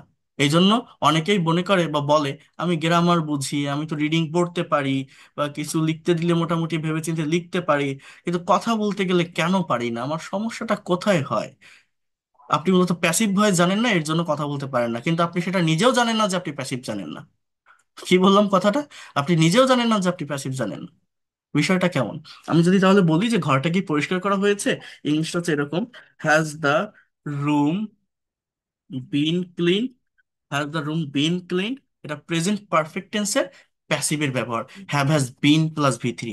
আমার আম্মু যদি ওই পাশ থেকে উত্তর দেয় যে হ্যাঁ ঘরটা পরিষ্কার করা হয়েছে, সাবজেক্টকে the room, has been clean, has been plus V three. অর্থাৎ দ্য রুম, এটা নিষ্ক্রিয়, এটা ইনঅ্যাক্টিভ। ঘর নিজে নিজে পরিষ্কার হয় না, কেউ একজন পরিষ্কার করলে ঘরটা পরিষ্কার হয়, কিন্তু কে করলো বা না করলো এটা আমার দরকার না। সে আমার মাও করতে পারে, আমার ভাইও করতে পারে, আমার বোনও করতে পারে, আমার কাজের মেয়েও করতে পারে, যে করে করুক, একজন করলে হলো। আমার এইটা জানা দরকার, আমার ঘরটা পরিষ্কার হলো কিনা। সাবজেক্টকে ঘর, রুম, তার মানে এটা নিষ্ক্রিয় বা ইনঅ্যাক্টিভ সাবজেক্ট, এই জন্য হ্যাজ বিন ক্লিন লিখছি। আর এইখানে সাবজেক্টকে রহিমা, এটা অ্যাক্টিভ সাবজেক্ট, এই জন্য হ্যাজ ক্লিন। মানে প্রেজেন্ট পারফেক্ট টেন্সের অ্যাক্টিভের structure have has plus V three, প্যাসিভের structure have has been plus V three. তার মানে আমি কি বলছি, ওই যে 12টা টেন্স, 18টা মডাল সেমি মডাল, এইমাত্র যেগুলো আমি ট্রান্সলেট করলাম আপনাদের সামনে, আপনারা দেখলেন, এই সবগুলোর টেন্স, মডাল, সেমি মডালের একটা রিভার্স স্ট্রাকচার আছে, যেটা প্যাসিভ, প্রত্যেকটারই, যেটা আপনাকে জানতে হবে। এটা না জানলে ল্যাঙ্গুয়েজ শেখাটা 50% কমপ্লিট হবে, 50% বাকি থাকবে। আর প্যাসিভ যদি কেউ বুঝে যেতে পারে, আপনি আমার কাছে আসেন, আমি আপনাকে খুবই কম সময়ের ভিতরে ইংলিশ শেখাই দেবো। আমরা পারি না এই প্যাসিভ সম্পর্কে ক্লিয়ার কনসেপ্ট বা সঠিক ধারণা ভালোভাবে না রাখার জন্য। আমি আরেকটা সেন্টেন্স বলি, বোঝার চেষ্টা করেন। আপনি শহরে থাকেন, হঠাৎ করে গ্রামে গেলেন। আচ্ছা, আপনারা এখান থেকে আরেকটা প্রশ্নের উত্তর দিন তো। এই যে আমি বললাম যে আপনাদের ক্লাস রাত 10টায় অনুষ্ঠিত হবে, এখন আমি যদি বলি, বা মনে করেন আপনারা অনেকেই আমার এই হোয়াটসঅ্যাপ গ্রুপে জয়েন করছেন ক্লাস করার জন্য, ইংলিশ শেখার জন্য। অনেকে তো জানেনই না কিসের গ্রুপ, অনেকে বলে না যে এই গ্রুপে কি হয়, এই গ্রুপে কি ইংরেজি ক্লাস হয়, ক্লাস কখন হয়, কখন হবে, আজকের ক্লাস কখন শুরু হবে। ইনবক্স আপনার মেসেজ দেন তো, দেন না? কারণ আপনি তো চেনেন না যে এনে কি হয়, স্যার কে, কে ক্লাস নেয়। আপনি তো আমাকে আজকে নতুন দেখছেন। অনেকে দেখতে আসে, দেখি কে কেমন ক্লাস নেয়, কিসের ক্লাস নেয়, চেহারা দেখতে আসে। অনেকে শিখতে আসে, সে যে যে কারণে আসেন না কেন, যেটাই হোক। এখন মেইন কথা হচ্ছে কি, অনেকে ইনবক্সে মেসেজ দেন না যে এই গ্রুপে কি ইংরেজি ক্লাস হয়, এই বাক্যটা ইংরেজিতে করেন তো, পারবেন না। আবার যারা রেগুলার ক্লাস করছেন, আমার লিঙ্ক দিতে একটু লেট হচ্ছে, অনেকে বলেন না যে স্যার আজকের ক্লাস কখন শুরু হবে, এই কথাটা ইংলিশে বলেন তো। স্যার আজকে কি ক্লাস হবে, এই কথাটা ইংলিশে লেখেন তো। কি কি বললাম, এই গ্রুপে কি ইংরেজি ক্লাস হয়, আজকের ক্লাস কখন শুরু হবে, আজকে ক্লাস হবে। তিনটা বাক্য বলছি, একটা বাক্য আপনি ইংলিশে ট্রান্সলেট করে দেখান তো। ভেবে দেখেন আপনি বেঁধে যাচ্ছেন, করার চেষ্টা করে দেখেন আপনার বাধাপ্রাপ্ত হচ্ছেন, আপনি পারবেন না। বাক্যগুলো শুনে খুব সহজ মনে হচ্ছে, কারণ এই ধরনের বাক্য আমরা বাংলায় হরহামেশা ব্যবহার করি, বাট ইংলিশে আপনি পারবেন না, কারণ এটা প্যাসিভ ভয়েস। প্যাসিভ ভয়েসের প্র্যাকটিক্যাল ব্যবহার আমরা কখনো শিখিনি। তাহলে অনেকে, আমি আপনার টিচার, আপনি আমাকে ডিরেক্টলি কোশ্চেন করতে পারছেন না যে আপনি কখন ক্লাস নেবেন, এরকম বলে না তো, বলে সবাই বলে না। তাহলে আপনি কখন ক্লাস নেবেন, জাস্ট ওয়েন মানে কখন, then will you take the class, when will you take the class, আর when will you take our class. এটা খুব সহজ, when will you take our class, আমাদের ক্লাস আপনি কখন নেবেন। কিন্তু আপনারা কথা কিভাবে বলেন যে স্যার আজকের ক্লাসটি কখন হবে, আজকে ক্লাস হবে, এটা সম্মান প্রদর্শন পূর্বক বা যে কোনো ভাবে এইভাবে আপনার কথা বলে, ইনডিরেক্টলি বলেন, ডিরেক্টলি স্যারকে ইন্ডিকেট না করে বলেন না। তাহলে আমাদের আজকের ক্লাসটি কখন নেওয়া হবে, এই বাক্যটা ইংরেজি কি? আরেকবার রিপিট করছি, আমাদের আজকের ক্লাসটি কখন নেওয়া হবে। দেখেন এটা ইংলিশে এরকম হয়, ওয়েন, আগে ডাব্লিউ বেস ওয়ার্ড, এরপর অক্সিলারি ভার্ব উইল, এরপর subject our class, when will our class, then be, এরপর taken, এরপর today। অর্থাৎ আগে WH word, then auxiliary verb, then subject, এরপর বি, এরপর মেইন ভার্বের পাস্ট পার্টিসিপল মানে V3, তারপর এক্সটেনশন। অর্থাৎ when will our class be taken today, when will our class be taken today, when will our class be taken today। এই যে বাক্যটি লিখলাম, এই বাক্যের বাংলা হচ্ছে আমাদের আজকের ক্লাসটি কখন নেওয়া হবে। কিন্তু কতজন এই কথাটা, এই স্ট্রাকচার, এই ফর্ম ঠিক রেখে ইনস্ট্যান্টলি ইংলিশে বলতে পারেন? ভেবে দেখেন তো। এখানে কি আমি by me, by him, by her ব্যবহার করছি? এখানে কি আমি বলছি সাবজেক্ট অবজেক্ট হবে, অবজেক্ট সাবজেক্ট হবে? না, এটা ডিরেক্ট প্যাসিভের ব্যবহার। তো এটা আপনাকে শিখতে হবে। এটা যদি আপনি না পারেন, ল্যাঙ্গুয়েজটা কমপ্লিট করতে পারবেন না। আপনি শহরে থাকেন, হঠাৎ গ্রামে আসছেন ঈদের ছুটিতে, এখন আপনি একটা মসজিদে নামাজ পড়তে যাচ্ছেন আপনার বন্ধুর সাথে, গিয়ে দেখলেন আপনাদের গ্রামে নতুন একটা মসজিদ তৈরি করা হয়েছে। আপনি বলছেন ইটস আ ভেরি বিউটিফুল মস। আপনার বন্ধুকে জিজ্ঞাসা করছেন যে বন্ধু, এই মসজিদটা কবে তৈরি করা হয়েছে? আপনার সাবজেক্ট কে? মসজিদ। গুরুত্ব কার উপর দিচ্ছেন? মসজিদের উপর। বন্ধুকে কি বলছেন? এই মসজিদটা কবে তৈরি করা হয়েছে, কে তৈরি করেছে, কোন রাজমিস্ত্রি করেছে, এটা কি আপনার দরকার? আপনি চোখে কাকে দেখছেন? মসজিদকে। আপনার আগ্রহ কাকে নিয়ে? মসজিদকে নিয়ে। রাজমিস্ত্রিকে নিয়ে? না। তাহলে মসজিদ কি? ইনঅ্যাক্টিভ, নিষ্ক্রিয়। মসজিদ নিজে নিজে তৈরি হয়েছে? হয়নি, কেউ একজন তৈরি করেছে, বাট যারা করেছে তাদের আমার দরকার না, তাদেরকে আমি প্রায়োরিটি দিচ্ছি না, আমি প্রায়োরিটি দিচ্ছি ওই মসজিদটাকে। তার মানে ওইটাকেই যদি আমি সাবজেক্টে নেই, ওইটা আমার প্যাসিভ ভয়েস। তাহলে আপনি বন্ধুকে কি বলছেন? এই মসজিদটা কবে তৈরি করা হয়েছে। যদি হয়েছে বলেন প্রেজেন্ট পারফেক্ট, যদি হয়েছিল বলেন পাস্ট ইনডিফিনিট। এই দেখেন, আমি যদি বলি এই মসজিদটি কবে তৈরি করা হয়েছে, আপনি ইংলিশে ট্রান্সলেট করেন তো। 1 মিনিট সময় দিচ্ছি, দেখবেন বিভিন্ন জায়গায় প্রবলেম ফেস করবেন। আর যদি হয় তাহলে তো ভালো। তো এই মসজিদটা কবে তৈরি করা হয়েছে? when has the mosque been built। এটা হচ্ছে প্রেজেন্ট পারফেক্ট টেন্সে। আর যদি পাস্ট ইনডিফিনিট টেন্সে লিখি, মানে বাংলাটা যদি এরকম থাকে, এই মসজিদটা কবে তৈরি করা হয়েছিল, তখন এরকম হয় when was the mosque built। when was the mosque built, first indefinite লিখলে এরকম হয় when was the mosque built। আর প্রেজেন্ট পারফেক্টলি লিখলে when has the mosque been built, when has the mosque been built। তো এইগুলো instantly বলা শিখতে হবে। এখানে কি আমি by me, by him, by her ব্যবহার করছি? করিনি।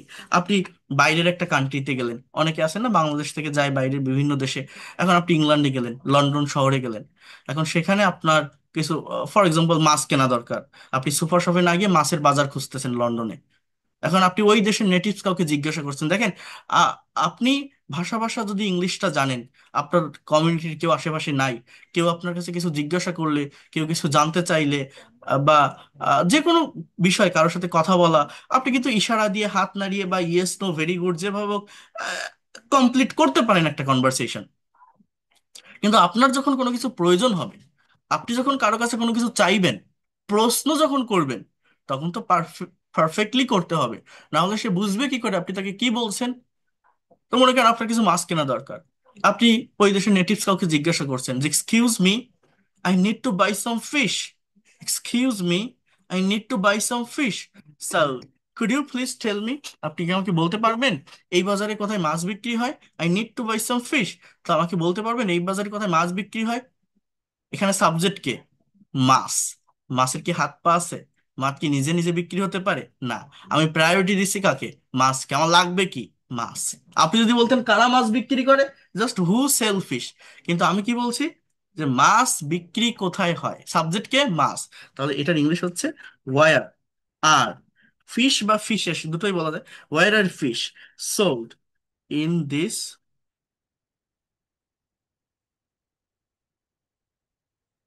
তো টোটাল বাক্যটা আমি কি লিখলাম, যে could you please tell me, excuse me, I need to buy some fish, so could you please tell me where are fish sold in this market, where are fish sold in this market, am is r plus v3। এটা হচ্ছে present indefinite টেন্সের passive structure. am is r থাকলে অনেকে মনে করে ভার্বের সাথে ING, but না, এই কনসেপ্ট থেকে বের হয়ে আসতে হবে, এটা কিন্তু প্রেজেন্ট ইনডিফিনিট টেন্স। আমরা অনুষ্ঠান, বিভিন্ন প্রোগ্রাম বা অনুষ্ঠানের জন্য ফুল কিনি না, প্রত্যেকটা ডিভিশন বা জেলা শহরে ফুল বিক্রি করার যে স্টলগুলো থাকে, আলাদা একটা মার্কেট থাকে না? আপনি ঢাকা শহরে, আপনি যে কোনো একটা শহরে, আপনি কাউকে জিজ্ঞাসা করছেন ফুল কিনবেন, সো আপনি একটা দোকানদারকে জিজ্ঞাসা করছেন যে আঙ্কেল, এখানে ফুল বিক্রি হয় কোথায়, একটু বলতে পারেন, আমার কিছু ফুল কেনা দরকার। আমরা বলি না এটা? আপনি ইংলিশে বলেন তো কি হবে, uncle I need to buy some flowers, so এই বাজারে ফুল কোন জায়গায় বিক্রি হয়, বলি না আমরা? সাবজেক্টকে ফুল, আমি কি বলছি, ফুল কোথায় বিক্রি হয় এখানে। এটা করেন আপনি ইংলিশে পারবেন না, কেন? এটা প্যাসিভ। তাহলে where are flowers sold in this market, so এই যে কথাটা আমি বলছি, where are fish sold in this market, এটা কি? এটা প্রেজেন্ট ইনডিফিনিট টেন্সের স্ট্রাকচার, এটা প্যাসিভ ভয়েস, এটা ডিরেক্ট প্যাসিভের ব্যবহার। এখানে কি আমি by me, by her, by him এগুলো কিছু বলছি? বলিনি। তাহলে আপনি এবার ভেবে দেখেন এই প্যাসিভের গুরুত্ব ইংলিশ ল্যাঙ্গুয়েজে কত বেশি। আর আমরা আমাদের ডে টু ডে লাইফে প্র্যাকটিক্যাল কনভারসেশন, প্র্যাকটিক্যাল কমিউনিকেশন আমরা সলভ করার ক্ষেত্রে, বা মানে বাংলায় যখন আমরা কথা বলি, তখন প্যাসিভ ভয়েস কত বেশি ব্যবহার করি। আমরা ইংলিশে কথা বলতে পারি না, এটা না পারার সব থেকে বড় একটা ব্যারিয়ার বা বড় একটা রিজন হচ্ছে এই প্যাসিভ ভয়েস সম্পর্কে কনসেপ্ট না থাকা, না জানা। বাট এটা আমরা নিজেরাও জানি না, আমরা প্যাসিভ জানি না। আপনি যে কোনো টিচারের কাছে ক্লাস করতে যান, কোর্স করতে যান, অফলাইন হোক বা অনলাইন হোক, প্রত্যেকেই প্যাসিভ করাবে, কারণ প্রত্যেকেই জানে প্যাসিভ ইংলিশ ল্যাঙ্গুয়েজের একটা টপিক, একটা গুরুত্বপূর্ণ টপিক। তো আমরা কিভাবে সেটা করি? যেমন এইভাবে করি, যে হি রাইটস আ লেটার, সে একটা চিঠি লিখে। আমি যদি বলি এটা প্যাসিভ করেন, তো আপনারা প্রত্যেকেই পারবেন যে কি, a letter is written, a letter is written by him. এটাকে বলে ট্রান্সফরমেটিভ ওয়েতে করা। কিন্তু এইটা আসলে প্র্যাকটিক্যাল লাইফে কোনো কাজে লাগে না। আমাদের ডিরেক্ট ওয়েতে প্যাসিভের ট্রান্সফরমেশনটা শিখতে হবে, ডিরেক্টলি প্যাসিভ ভয়েসের ব্যবহারটা আমাদের করতে হবে। আমি কি আপনাদেরকে বোঝাতে পারলাম কি বলছি? আপনারা কি বুঝতে পারছেন যে প্যাসিভ ভয়েসের গুরুত্ব কতটা, প্যাসিভ ভয়েস আমাদের কেন শিখতে হবে, কেন দরকার? বোঝা গেল?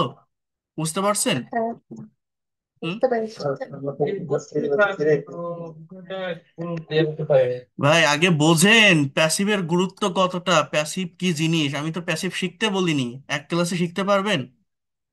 প্যাসিভের উপর অনেক ক্লাস, আমার অনেক কনভারসেশন, অনেক সেন্টেন্স ট্রান্সলেশন, অনেক সেন্টেন্সের ফাংশন। আগে জিনিসটা কি সেটা বোঝেন, এটার গুরুত্ব ইংরেজি ভাষায় কতটা সেইটা বোঝেন। প্যাসিভ শিখতে বলছি না তো আমি। আমার কথা বুঝতে পারছেন?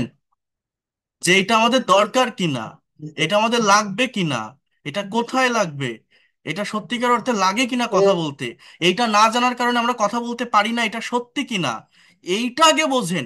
শেখা তো অনেক দূরের ব্যাপার, পরে শেখেন। আগে জিনিসের গুরুত্ব বোঝেন, গুরুত্ব না বুঝলে কিভাবে শিখবেন আপনি? ঠিক আছে, আগে বুঝতে হবে যে এটা ইম্পর্টেন্সটা কি, আমি কেন প্যাসিভ শিখবো।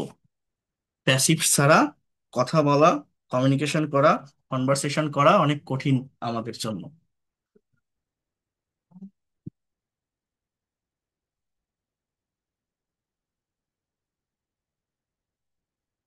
Just wait a minute.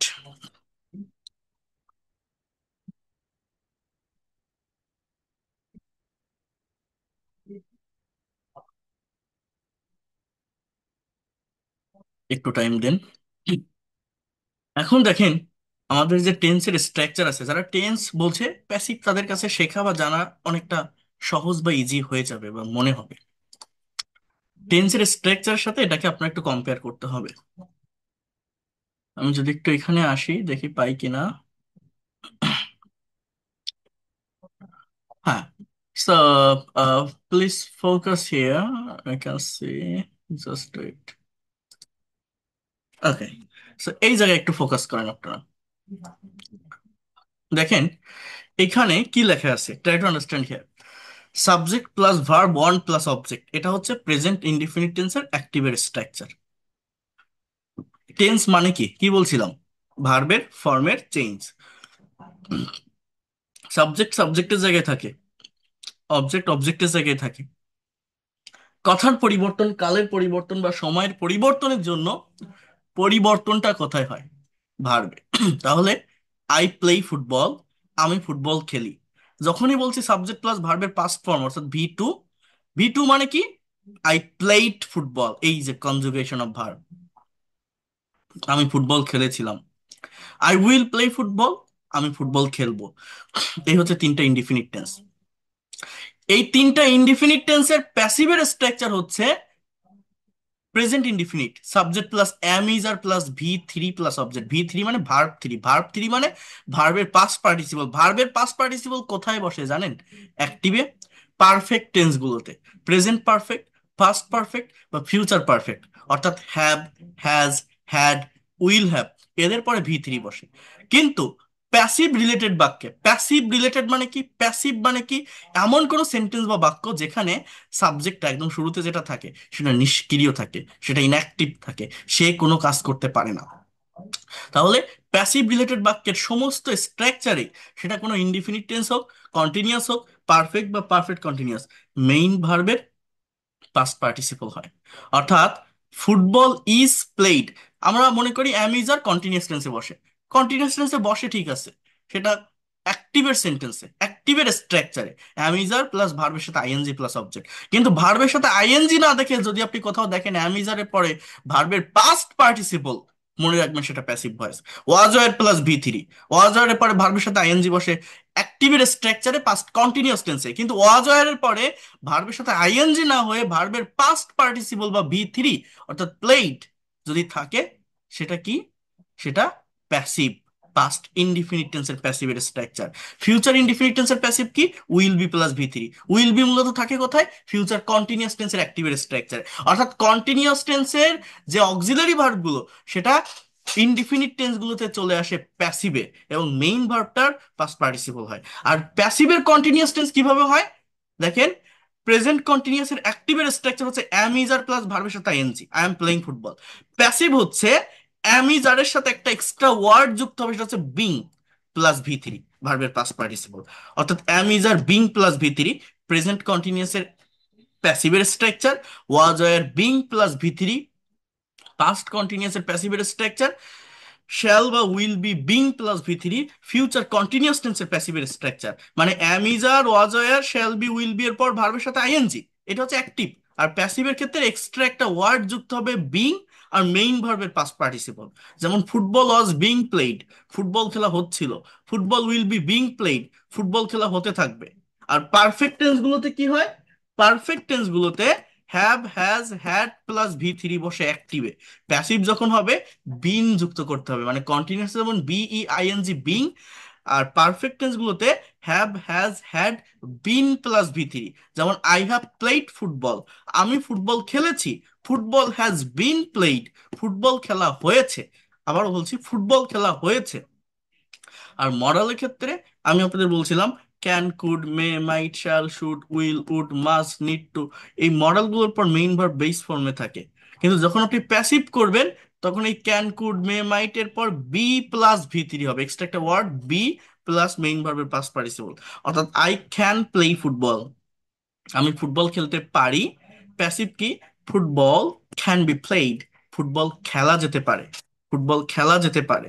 অর্থাৎ এই যেখানে একটা ইয়ে লিখছিলাম, আমি জিনিসটা আগে না দেখাই আপনাদের বলি, এটা আগের ব্যাচের পড়ানোর সময় লিখছিলাম। এই যে বাক্যগুলো আপনারা দেখছেন, football is played, football was played, এখানে বাই মি দেওয়া আছে যেহেতু এটার সাথে কম্পেয়ার করে লেখা, কিন্তু আমি বলছি আপনাদের বাই ছাড়া প্যাসিভ শিখতে হবে। সেটা কিভাবে সেটা বলবো, কিন্তু তার আগে একটা প্র্যাকটিক্যাল এক্সাম্পল দিই। আপনারা যারা গ্রাম অঞ্চলে থাকেন, গ্রামের দিকে যারা থাকে, বিভিন্ন সময় ইউনিয়ন বা উপজেলা পর্যায়ে বিভিন্ন খেলাধুলার আয়োজন করা হয় না? এবং ওই গ্রামে গ্রামে মাইকিং করে না, অ্যানাউন্স করে না, আপনারা দেখছেন না, বলে না যে সুখবর, সুখবর, সুখবর, এক বিরাট ফুটবল ম্যাচের আয়োজন করা হয়েছে, একটা মাঠের নাম বললো, উক্ত খেলায় আপনারা সকলেই আমন্ত্রিত, এইভাবে বলে না? এই কথাগুলো আমরা শুনেছি। আপনি ইংলিশে ট্রান্সলেট করেন তো, পারবেন না। এগুলো সব প্যাসিভ ভয়েসে হয়, সবই প্যাসিভ ভয়েস। কি বললাম বলেন তো? সুখবর সুখবর সুখবর এরকম বলে না গ্রামের দিকে বিভিন্ন খেলাধুলা বা কোন একটা কনসার্টের আয়োজন করলে? হ্যাঁ, বলে না যে এক বিরাট ফুটবল খেলার আয়োজন করা হয়েছে। ইংলিশ কি? দেখেন ইংলিশ এরকম: আ great football match has been arranged. এই যে হ্যাজ বিন প্লাস ভি3, এটা হচ্ছে প্রেজেন্ট পারফেক্ট টেন্সের প্যাসিভের structure. A great football match has been arranged, খেলাটি আজ বিকাল 4 ঘটিকার সময় অনুষ্ঠিত হবে। বলে না, the match will be held at 4 p.m. in the afternoon. At 4 p.m. in the afternoon. The match will be held at 4 p.m. in the afternoon. উক্ত খেলায় আপনারা সকলেই আমন্ত্রিত। বলে না গ্রামে? আপনি প্যাসিভ করেন, এই ইংলিশে ট্রান্সলেট করেন তো, পারবেন না। কেন জানেন? এটা প্যাসিভ ভয়েস। দেখেন, you all are invited on this match. তাহলে এইটা কি? সরি, এখানে দ্য ম্যাচ। সো এগুলো কি? কোথায় লিখলাম? এগুলো হচ্ছে প্যাসিভ ভয়েসের প্র্যাকটিক্যাল ব্যবহার। এই প্র্যাকটিক্যাল ব্যবহারটা আপনাকে শিখতে হবে। আমি শুধু এটাই বোঝাচ্ছি আপনাদের, আমাদের ডে টু ডে লাইফে প্র্যাকটিক্যাল স্পিকিং এবং রাইটিং এ আমরা এই প্যাসিভ ভয়েসের ব্যবহার অনেক অনেক অনেক বেশি করে থাকি। কিন্তু ডিরেক্ট ব্যবহার না জানার কারণে, প্র্যাকটিক্যাল প্র্যাকটিস না থাকার কারণে আমরা ইংলিশে এগুলোকে ব্যবহার করি না বা করতে পারি না, করতে অভ্যস্ত না। কিন্তু যদি আপনি এগুলোর প্র্যাকটিক্যাল ব্যবহার শিখতে পারেন, প্র্যাকটিস করতে পারেন, ইংলিশ ল্যাঙ্গুয়েজ আপনার হাতের মুঠোয় চলে আসবে। আরো একবার বলি, অনেকেই মনে করে আমি গ্রামার ভালো পারি, টেন্স বুঝি, রিডিং পড়তে পারি, লিখতে দিলে কেউ কোনো কিছু সেটাও লিখতে পারি, কিন্তু কথা বলতে পারি না। এটা না পারার সব থেকে বড় কারণ, বড় ব্যারিয়ার বা বাধা, এই প্যাসিভ ভয়েসের প্র্যাকটিক্যাল ব্যবহার না করা, না জানা। এবং ওই যেটা বললাম, আমরা নিজেরাও জানি না যে আমি প্যাসিভের ব্যবহার জানি না। কেন? আমরা তো মনে করি আমি জানি যে I play football, football is played by me. এরকম দিলে আপনি করতে পারবেন, একটা দিলাম আর একটা করতে পারবেন গ্রামার জানলে। কিন্তু এই যে ডিরেক্ট ব্যবহার, এটা আপনাকে শিখতে হবে। আমি কি আপনাদেরকে এই পর্যন্ত ফাংশন গুলো বোঝাতে পেরেছি? এখন প্র্যাকটিক্যাল সেন্টেন্সের ভিতর যাব। এই পর্যন্ত বুঝতে পারছেন আমি কি বললাম, প্যাসিভের গুরুত্ব কতটা, প্যাসিভ আমাদের শিখতে হবে কিনা, এবং ডিরেক্ট ব্যবহার শিখতে হবে কিনা? এতটুকু বুঝতে পারছেন? ওকে। এটা কেউ দেখাবে না। আপনি এই যে কষ্ট করে পড়াচ্ছি দেখাচ্ছি, আজকে প্রায় 400 কিলোমিটার জার্নি করছি আমি সারাদিন। ভোর 4টায় উঠছি, আর এই যে আপনাদের যখন পড়াতে বসছি 9টা 37-এ মনে হয় আমি লিঙ্ক দিয়েছি, 9টা 37-এ আমি বাসায় ঢুকছি। বাসায় ঢুকে তারপর লিঙ্ক দিয়েছি মনে হয় 9টা 42-এ, 9টা 30-এ ক্লাস নেওয়ার কথা। সো প্রায় 400 কিলোর মতো জার্নি করে আপনাদের আমি এই ক্লাস নিচ্ছি ভোরবেলা থেকে এই পর্যন্ত জার্নিতে। তারপরে আমি আজকে ক্লাস মিস দেইনি, আপনাদের ক্লাসটা আমি নিচ্ছি।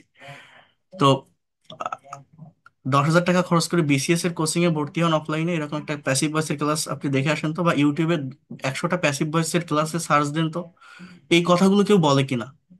প্যাসিভ সবাই দেখাবে, সবাই করাবে, একটা সেন্টেন্স দিয়ে দিবে বা একটা বাক্য থাকবে, সেটার প্যাসিভ কি হবে বা সেন্টেন্সের ট্রান্সলেশন কি হবে, এটা সবাই দেখাবে। কিন্তু এর যে প্রিয়র নলেজটা, এটা তো আপনার দরকার। যে কেন আমি প্যাসিভ শিখবো, এর গুরুত্ব কতটা। আমি এই যে কি বলছি যে আমি স্পোকেন করতে পারি না, লিখতে পারি না, এটা না পারার প্রধান কারণ প্যাসিভের ডিরেক্ট ব্যবহার না জানা। এই কথাটা কয়জন বলে? প্যাসিভের ক্লাস সবাই নাই, 10 মিনিট 15 মিনিট 20 মিনিটের কন্টেন্ট সবাই দেখায়, কিন্তু এটা তো জানতে হবে। আমার লাইভ ক্লাসের বেনিফিট এটা। ও, আপনারা বলতে পারেন আপনি একটু বেশি কথা বলেন, বেশি ইয়ে করে ফেলেন। হ্যাঁ, আমি বলি এটা ভালো লাগলে আপনি করবেন, পজিটিভ মেনে নিতে পারলে, না পারলে আপনি করবেন না, সেটা কথা না। কথা, আপনাকে ভাষা শিখতে গেলে ধৈর্য ধরতে হবে, ইন ডিটেলসে শিখতে হবে। তাহলে আপনি এটা ধরে রাখতে পারবেন, আপনার অ্যাসেট হিসেবে নিতে পারবেন, আপনার নেক্সট জেনারেশনকে শেখাতে পারবেন। অধৈর্য হলে আপনি নিজেও পারবেন না, কাউকে শেখাতেও পারবেন না, এই শেখা কখনো ফ্রুটফুল হবে না। এটা হচ্ছে মেইন কথা। আচ্ছা, তো এখন আমরা কয়েকটা প্র্যাকটিক্যাল সেন্টেন্স এখান থেকে একটু দেখি আগে। ছোট ছোট কিছু সেন্টেন্স দেখি, এরপর নিউজ পেপার রিলেটেড সেন্টেন্স গুলো দেখবো। So try to understand here. বিড়ালটিকে হত্যা করা হয়েছিল, দ্য ক্যাট ওয়াজ কিল্ড। কেন এরকম লেখা? এটা কোন টেন্স? বাংলা বাক্য থেকে টেন্স ধরতে হবে। হয়েছিল, গিয়েছিল, এটা পাস্ট টেন্স। তো এটা প্যাসিভ কেন? আগে এটা বোঝেন, এটা প্যাসিভ কেন? সাবজেক্ট কে? বিড়াল। তো বিড়াল সাবজেক্টটা প্যাসিভ কেন? মনে করেন, বোঝেন, আপনি একটা রাস্তা দিয়ে হেঁটে যাচ্ছেন, হাঁটতে হাঁটতে দেখছেন রাস্তার পাশে একটা বিড়াল মরে পড়ে আছে। ওই বিড়ালটাকে দেখে মনে হচ্ছে কেউ একজন এই বিড়ালটাকে মেরে ফেলছে, লাঠি দিয়ে, বাড়ি দিয়ে কেউ একজন মারছে, কিন্তু কে মারছে এটা আপনি জানেন না। কেউ একজন একটা বিড়াল মেরে রেখে রাস্তার পাশে রেখে চলে গেছে। তাকে আপনি দেখেননি, চেনেন না, আপনি হেঁটে যাচ্ছেন, একটা মৃত বিড়াল রাস্তার পাশে দেখতে পাচ্ছেন, এবং ওই বিড়ালটার চেহারা দেখে মনে হচ্ছে যে কেউ একজন মারছে এটাকে। তাই আপনি এই কথাটা বলছেন যে হায় রে, এই বিড়ালটাকে কেউ হত্যা করা হয়েছে, এই বিড়ালটাকে মেরে ফেলা হয়েছে।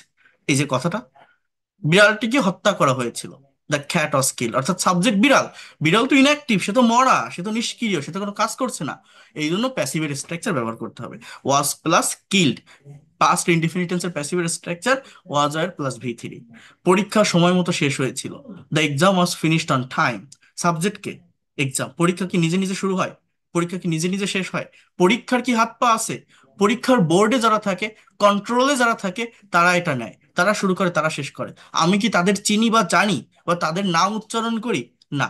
আমাকে বলে না তোমার পরীক্ষা কবে শুরু হবে, আমরা বলি না তোমার পরীক্ষা কবে শেষ হবে, পরীক্ষা কি শেষ হয়েছে? সাবজেক্টকে, পরীক্ষা। তাহলে আপনি বলেন তো এটার ইংলিশ কি? তোমার পরীক্ষা কবে শুরু হবে?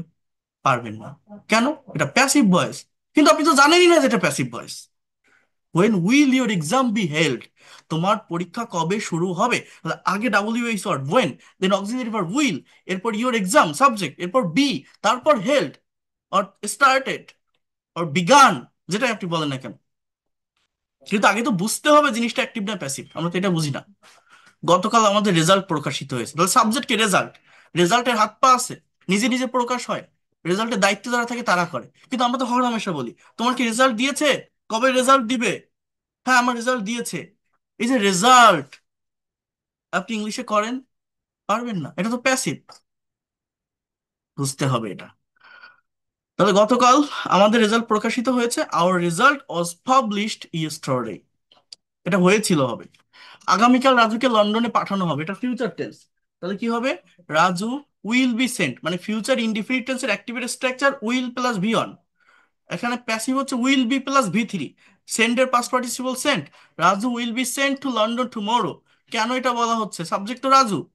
কারণ রাজুকে পাঠানো হবে, রাজু হচ্ছে নিষ্ক্রিয়, ইনঅ্যাক্টিভ, এ কিছু করছে না, কাজটা অন্য কারো দ্বারা হচ্ছে, তার ভাই বা তার আব্বু, যে কেউ তাকে পাঠাবে। বাট যে পাঠাবে তাকে এখানে মেনশন করা হচ্ছে না, তাকে প্রায়োরিটি দেওয়া হচ্ছে না। যাকে পাঠানো হবে, যে কাজটা করা হবে, তাকে প্রায়োরিটি দেওয়া হচ্ছে, অবজেক্টকে প্রায়োরিটি দেওয়া হচ্ছে, এই জন্য এটা passive. Raju will be sent to London tomorrow. আমাদেরকে বিষয়টি জানানো হয়েছে, we have been informed about this matter. Have been plus ভি3, we have been informed about this matter. 16ই ডিসেম্বর বিজয় দিবস পালন করা হবে। Victory day will be observed on 16 December. So এইভাবে এই সেন্টেন্সগুলো ট্রান্সলেট হয়। তো এগুলো আমি আপনাদের দিয়ে দিব, আপনারা একটু করার চেষ্টা করবেন। আমি এখন একটু practical news paper related sentence, বা যে সেন্টেন্সগুলো আমাদের বিভিন্ন কম্পিটিটিভ এক্সামে এসে থাকে, এইগুলো দেখাবো। আপনারা একটু এইগুলো দেখেন, দেখলে আপনাদের এই প্যাসিভ ভয়েসের ফাংশনটা একদমই ক্লিয়ার হয়ে যাবে, এবং আপনারা নিজেরা ইংলিশে সেন্টেন্স তৈরি করার ক্ষেত্রে বা কথা বলার ক্ষেত্রে একটা কনফিডেন্ট পাবেন। এটা হচ্ছে আমার পেইড কোর্সের 10টা মাস্টার্স ফ্রি হ্যান্ড রাইটিং ক্লাসের একটা ক্লাস। যেহেতু এটা প্যাসিভের সাথে রিলেটেড, এই জন্য আপনাদের এখানে দেখাচ্ছি।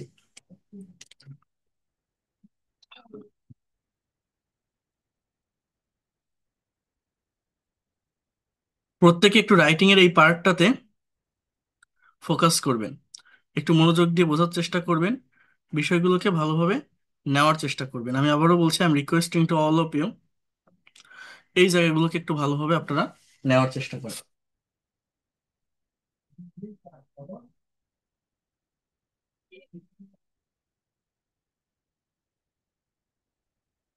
এখানে নিউজ পেপার রিলেটেড যে সেন্টেন্সগুলো আছে মূলত, সেই সেন্টেন্সগুলো নিয়ে আমি কথা বলবো। এখন নিউজ পেপার রিলেটেড সেন্টেন্স বলতে কোন সেন্টেন্স গুলোকে বোঝাচ্ছে আমি দেখাবো। তার আগে এখানে কি লেখা আছে একটু দেখেন। বলছে ফ্রি হ্যান্ড রাইটিং এ প্যাসিভ সেন্টেন্স এর ভূমিকা অত্যন্ত গুরুত্বপূর্ণ, কারণ যে কোনো রিপোর্ট তৈরি, বই, সংবাদপত্র বা রিটেন ইংলিশের অধিকাংশই প্যাসিভ সেন্টেন্স দ্বারা হয়ে থাকে। যদিও প্যাসিভ ভয়েসের ক্ষেত্রে অনেকে বাই এর ব্যবহারকে প্রাধান্য দিয়ে থাকে, কিন্তু বাস্তবে বিশেষ করে ফ্রি হ্যান্ড রাইটিং এ বাই ছাড়া প্যাসিভের ব্যবহার তুলনামূলক বেশি। কি বলছে? বাস্তবে ফ্রিহ্যান্ড রাইটিং এ বাই ছাড়া প্যাসিভের ব্যবহার তুলনামূলক বেশি। মূলত যে সেন্টেন্সে সাবজেক্ট অনুপস্থিত সেক্ষেত্রে বাই এর ব্যবহার হয় না। যেমন রিপোর্টটি যথাসময়ে তৈরি হয়েছে, একটা ডিরেক্ট সেন্টেন্স। এটা টেন্স ধরতে হয়, বাংলা বাক্য দেখে আগে টেন্স আইডেন্টিফাই করা শিখতে হবে। রিপোর্টটি যথাসময়ে তৈরি হয়েছে, the report has been prepared on time. The report has been prepared on time. এখানে কে রিপোর্ট করেছে তার উল্লেখ নেই, এই জন্য বাইয়ের ব্যবহারটা হয়নি। অর্থাৎ অবজেক্টকে সাবজেক্টে নিয়ে, অর্থাৎ শুরুতে প্রাধান্য দেওয়া হচ্ছে কাকে? অবজেক্টকে। কি বলছে? রিপোর্টটি যথাসময়ে উম, তৈরি করা হয়েছে। এরপর দেখেন এখানে একটি এক্সাম্পল আছে, সেটি হচ্ছে রিপোর্টটি যথাসময়ে তৈরি হয়েছে এবং ম্যানেজারের দ্বারা অনুমোদিত হয়েছে। The report has been prepared on time and it has been approved by the manager. And it has been approved by the manager. এখানে বাইয়ের ব্যবহার আছে, কারণ কার দ্বারা কাজটা করা হয়েছে সেটা লেখা আছে। কার দ্বারা কাজটা করা হয়েছে সেটা লেখা আছে, ঠিক আছে। সেটা লেখা থাকলেও সেটাকে কিন্তু প্রায়োরিটি দেওয়া হচ্ছে না, প্রায়োরিটি কিন্তু রিপোর্টকেই দেওয়া হচ্ছে। যার দ্বারা কাজটা হয়েছে সেটা এখানে আছে, কিন্তু সেটাকে লাস্টে রাখা হচ্ছে। বোঝার চেষ্টা করেন প্যাসিভ কোনগুলো। প্যাসিভ হচ্ছে সেই সমস্ত বাক্য বা সেন্টেন্স যেখানে কর্মকে প্রাধান্য দেওয়া হয়, অবজেক্টকে শুরুতে নেওয়া হয়, অবজেক্টের উপর ফোকাস করা হয়। কার দ্বারা হলো, কে করলো, এইটার উপর ফোকাসটা আসে না। তাহলে দেখেন এইখানে একটা বাক্য আছে, এটা আমি দেখাবো না, এটা এটা না দেখে করবেন। এই যে বাক্য, এই ধরনের বড় বাক্য দেখলে, বিশেষ করে প্যাসিভ রিলেটেড বাক্য, আমাদের গায়ে জ্বর চলে আসে, আমরা ভয় পাই, ভাবে কিভাবে করব, কোনটা হবে, কোনটার পর সাবজেক্ট কোনটা, ভার্ব কোনটা। অনেকেই মনে করে একটা সেন্টেন্স বা বাক্যের একদম শুরুর যে ওয়ার্ডটা থাকে সেটাই সাবজেক্ট, কিন্তু না, সব জায়গায় সেটা হয় না। সো এগুলো আমাদের মেনটেন করতে হবে। এই বাক্যটা কি লেখা আছে দেখেন। এখানে বলছে স্বাধীনতা দিবস উপলক্ষে প্রধানমন্ত্রীকে স্বাধীনতা দিবস উপলক্ষে প্রধানমন্ত্রীকে গার্ড অফ অনার দেওয়া হচ্ছিল। এই যে একটা বাক্য আপনারা এখানে দেখছেন, এই বাক্যে সাবজেক্ট কোনটা? স্বাধীনতা দিবস? না। মনে রাখবেন প্যাসিভ রিলেটেড বাক্যে সাবজেক্ট বের করার জন্য ভার্বকে কি বা কাকে দ্বারা প্রশ্ন করতে হবে। বলেন তো কি বললাম? একটা সেন্টেন্স বা বাক্যের ভার্বকে কি বা কাকে দ্বারা প্রশ্ন করলে অবজেক্ট পাওয়া যায়, কর্ম পাওয়া যায়। অবজেক্ট দুই প্রকার, একটা ডাইরেক্ট, একটা ইনডাইরেক্ট। তো প্যাসিভ রিলেটেড বাক্যে ওই অবজেক্টটাই মূলত সাবজেক্টের স্থানে বসে। এই জন্য বলছি প্যাসিভ রিলেটেড বাক্যে সাবজেক্ট বের করার জন্য ভার্বকে কি বা কাকে দ্বারা প্রশ্ন করতে হবে। যেমন কি দেওয়া হচ্ছিল আর কাকে দেওয়া হচ্ছিল। সাবজেক্টটা কি? কি দেওয়া হচ্ছিল? Guard of honour. এটা হচ্ছে সাবজেক্ট। বা কাকে দেওয়া হচ্ছিল? প্রধানমন্ত্রীকে। এই বাক্যে দুটো সাবজেক্ট আছে, একটা বস্তুবাচক, একটা ব্যক্তিবাচক। যদি কোনো বাক্যে দুটো সাবজেক্ট থাকে তাহলে বস্তুর থেকে ব্যক্তিকে প্রাধান্য বেশি দিতে হয়, বস্তুর থেকে ব্যক্তিকে প্রাধান্য বেশি দিতে হয়। তাহলে সাবজেক্ট কি? যে প্রধানমন্ত্রীকে। তাহলে ইংলিশটা কি হবে? The prime minister. The prime minister, এটা সাবজেক্ট। এবার ভার্ব বসাতে হবে।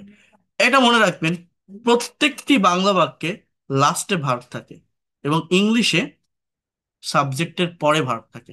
প্রত্যেকটি বাংলা বাক্যে লাস্টে ভার্ব থাকে, ইংলিশে ভার্ব কোথায় থাকে? সাবজেক্টের পরে। কিন্তু ইংলিশে সাবজেক্টের পরে যে ভার্বটা আমি বসাবো, এই ভার্বটা বাংলা বাক্যের ভার্ব দেখেই তো বসাবো। তো বাংলা বাক্যের লাস্টে যে ভার্বটা আছে, ওই ভার্ব দেখে আমি আইডেন্টিফাই করতে পারছি কিনা যেটা কোন টেন্সে লেখা।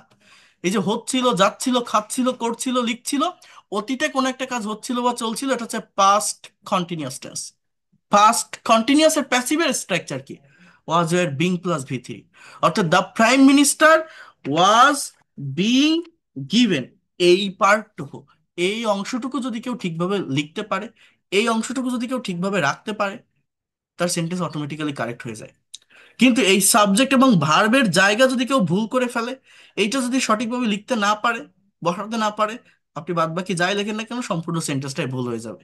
কিন্তু এই পার্টটুকু ঠিক রাখলে এর পরের অংশ যদি আপনার ভুলও হয়, ওই ভুলটা মেজর কোনো মিস্টেক হয় না, কারণ ওটা এক্সটেনশনের ভুল। কিন্তু সাবজেক্ট আর ভার্ব আপনাকে ঠিক রাখতে হবে, এই জায়গাটায় ফোকাস করতে হবে। কিভাবে? আগে ভার্বের কাছে আসবো। প্রত্যেকটা বাংলা বাক্যে ভার্ব লাস্টে থাকে, সেটা অ্যাক্টিভের হোক বা প্যাসিভের, ভার্ব লাস্টে থাকবেই। সেই ভার্বকে দেখে টেন্সটা আইডেন্টিফাই করুন। তাহলে আমরা টেন্স আইডেন্টিফাই করে যদি সেই টেন্স অনুযায়ী ভার্বটাকে ইউজ করতে পারি সাবজেক্টের পর, এটা আমাদের আর ভুলের কোনো জায়গা থাকবে না, সেন্টেন্স কারেক্ট হয়ে যাবে। আরেকটা কথা মনে রাখেন, সাবজেক্ট আর ভার্ব পাশাপাশি বসানোর পর যখন বাংলা থেকে ইংলিশে সেন্টেন্স ট্রান্সলেট করবেন, বাংলা বাক্যের লাস্টের দিক থেকে করতে করতে ফার্স্টের দিকে আসবেন। আবারও বলছি, বাংলা বাক্যের লাস্ট থেকে ফার্স্টের দিকে আসবেন, এবং সেটা ফ্রেজ ধরে ধরে। এটা আমি সেকেন্ড ফ্রি ক্লাসে বলছিলাম যে কিভাবে ফ্রেজ ধরতে হয়। তো the prime minister was being given অর্থ কি? যে প্রধান মন্ত্রীকে, প্রধানমন্ত্রীকে দেওয়া হচ্ছিল। The prime minister was being given, প্রধানমন্ত্রীকে দেওয়া হচ্ছিল। এবার লাস্ট থেকে ফার্স্টের দিকে আসবো। আমি কি বলছি? যে ফ্রেজ ধরে। আবারও বলছি, ফ্রেজ ধরে ধরে লাস্ট থেকে ফার্স্টের দিকে আসবো। গার্ড অফ অনার, ফ্রেজ মানে কি? এক গুচ্ছ ওয়ার্ড, অর্থাৎ একসাথে কয়টা word connected. The prime minister was being given guard of honour. এবার কি? স্বাধীনতা দিবস উপলক্ষে, স্বাধীনতা দিবস উপলক্ষে। তাহলে কি হবে? On the occasion of independent day. So এইভাবে এই ধরনের বাংলা সেন্টেন্সগুলোকে ইংলিশে ট্রান্সলেট করতে হয়, কারেক্ট গ্রামাটিক্যাল ফাংশন ঠিক রেখে। এটা কঠিন কোনো কিছু না, একবার এটা বুঝতে পারলে আপনারা প্রত্যেকে এটা করতে পারবেন। একদমই কঠিন না। আমি আবারও বলছি, এগুলো কিন্তু একদমই কঠিন না। Just you have to perform here, you have to do it perfectly. আরেকটা বাক্য দেখি। এখানে বলছে দুর্নীতি বন্ধে বাংলাদেশে কোনো কার্যকর পদক্ষেপ নেওয়া হচ্ছে না। কি বলছে? দুর্নীতি বন্ধে, দুর্নীতি বন্ধে বাংলাদেশে কোনো কার্যকর পদক্ষেপ নেওয়া হচ্ছে না। তাহলে ভার্ব কি? নেওয়া হচ্ছে না। এটা কোন টেন্স? হচ্ছে, হচ্ছে, হচ্ছে না, চলছে, যাচ্ছে, খাচ্ছে, খাচ্ছে না। এটা হচ্ছে প্রেজেন্ট কন্টিনিউয়াস টেন্স। এবার কি নেওয়া হচ্ছে না? কাকে নেওয়া হচ্ছে না? বাংলাদেশ? দুর্নীতি না, কোনো কার্যকর পদক্ষেপ। এই তিনটা ওয়ার্ড একসাথে connected.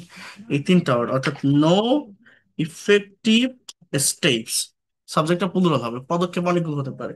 So no effective steps, কোনো কার্যকর পদক্ষেপ নেওয়া হচ্ছে না। তাহলে কি হবে? হচ্ছে না। প্রেজেন্ট কন্টিনিউয়াস এর প্যাসিভের স্ট্রাকচার কি? আর বিং টেকেন। এই যেহেতু শুরুতেই নো দিয়েছি, বাক্যটা অলরেডি নেগেটিভ হয়ে গেছে, এই জন্য আর নট দেইনি। যদি নো এর পরিবর্তে আমি এনি বসাতাম, যে এনি ইফেক্টিভ স্টেপস, তখন আরএন্ট বিং টেকেন বসাতে হতো, are not. So no effective steps are being taken, কোনো কার্যকর পদক্ষেপ নেওয়া হচ্ছে না। এই যে সাবজেক্ট আর ভার্ব বসালাম। এইবার আমি কি করব ট্রান্সলেট করার জন্য? মনোযোগ দিয়ে বোঝেন। বাংলা থেকে যখন ইংলিশে সেন্টেন্স ট্রান্সলেট করবেন, সাবজেক্ট আর ভার্ব বসানোর পর বাংলা বাক্যের লাস্টের দিক থেকে করতে করতে ফার্স্টের দিকে যাবেন, যখন আপনি ইংলিশে সেন্টেন্স ট্রান্সলেট করবেন। আবারও বলছি, বাংলা বাক্যের লাস্ট থেকে ফার্স্টে। কিভাবে তাহলে? এখানে তিনটা ওয়ার্ড বাকি আছে। বাংলাদেশে বন্ধে দুর্নীতি, আগে বাংলাদেশটা বসাবো, দেশের আগে ইন প্রেপোজিশন বসে, সো ইন বাংলাদেশ। এবার বন্ধ ইংরেজি কি? স্টপ বা ক্লোজ। তাহলে বন্ধে, এই যে একার, তাহলে এখানে কি বসাবো? টু স্টপ, টু স্টপ, বন্ধ করতে করাপশন, দুর্নীতি। তাহলে টোটাল বাক্যটা আমি কি লিখলাম? No effective steps are being taken in Bangladesh to stop corruption. কিভাবে করলাম? বাংলা বাক্য আগে পড়বো, পড়ে 1 নম্বর পয়েন্ট হচ্ছে ভার্বের কাছে আসবো। কি? প্রত্যেকটা বাংলা বাক্যের লাস্টে ভার্ব থাকে। 2 নম্বর পয়েন্ট, ভার্বকে কি বা কাকে দ্বারা প্রশ্ন করলে আমি মূলত এই প্যাসিভ রিলেটেড বাক্যের সাবজেক্টটা পাবো। তাহলে সাবজেক্টের পরেই টেন্স মেনটেন করে ভার্বটা বসাবো। সাবজেক্ট আর ভার্ব পাশাপাশি বসানোর পর 3 নম্বর পার্ট হচ্ছে বাংলা বাক্যের যে অংশটুকু বাকি থাকবে সেটা লাস্ট থেকে করতে করতে ফার্স্টের দিকে আসবো। যেমন এই যে বাংলাদেশে, এই যে একটা দেশের নামের আগে ইন প্রেপোজিশন বসে, এটা জানতে হবে। বন্দে, এই যে একার আছে না, স্টপ মানে বন্ধ বা ক্লোজ মানে বন্ধ, বাট এই যে বন্দে, এটা হচ্ছে টু প্লাস ভি ওয়ান। মনে করেন ডু মানে করা, টু ডু মানে করতে, রাইট মানে লেখা, টু রাইট মানে লিখতে, তাহলে এখানে টু স্টপ হবে, নন ফাইনাইট ভার্ব হবে, এটা ইনফিনিটিভ। এরপর দুর্নীতি, করাপশন। তো কোথায় ইন হবে, কোথায় টু হবে, কোথায় অন হবে, এগুলো একটু জানতে পারলে এগুলো করা কোনো বিষয় না। ট্রান্সলেশন গুলো, এই প্রেপোজিশনের উপর প্র্যাকটিক্যাল ক্লাস এই ফ্রি ক্লাসগুলোর ভিতরেই আছে। আর এখন এই যে পিডিএফটা আপনারা দেখছেন, এই যে যেগুলো ট্রান্সলেট করাচ্ছি, এগুলো রিয়েল লাইফ রিলেটেড সেন্টেন্স বা প্রজেক্ট। এগুলো আমার পেইড কোর্সের 10টা masters free hand writing class থেকে একটা ক্লাস, যেটা আমি এখন আপনাদের দেখাচ্ছি। সো এগুলো করতে পারলে ল্যাঙ্গুয়েজটা আসলেই আপনি ডেভেলপ করতে পারবেন। ভাষা কখনো ওই ছোট ছোট বাক্য দিয়ে শেখা যায় না, মনোরঞ্জনের মাধ্যমে শেখা যায় না, বা ওই ছোট ছোট ফ্রেজ শেখার মাধ্যমে ভাষা শেখা যায় না। ভাষা শিখতে গেলে এই প্র্যাকটিক্যাল জায়গাগুলো ফেস করতে হবে, এইগুলো আপনাকে ওভারকাম করতে হবে। তাহলে আপনি এটাকে আপনার অ্যাসেট বা সম্পদ হিসেবে ধরে রাখতে পারবেন, শিখতে পারবেন। এটা হচ্ছে সব থেকে ইম্পর্টেন্ট কথা। ছোট ছোট সেন্টেন্সের স্ট্রাকচার শিখে ভাষা শেখা যায় না।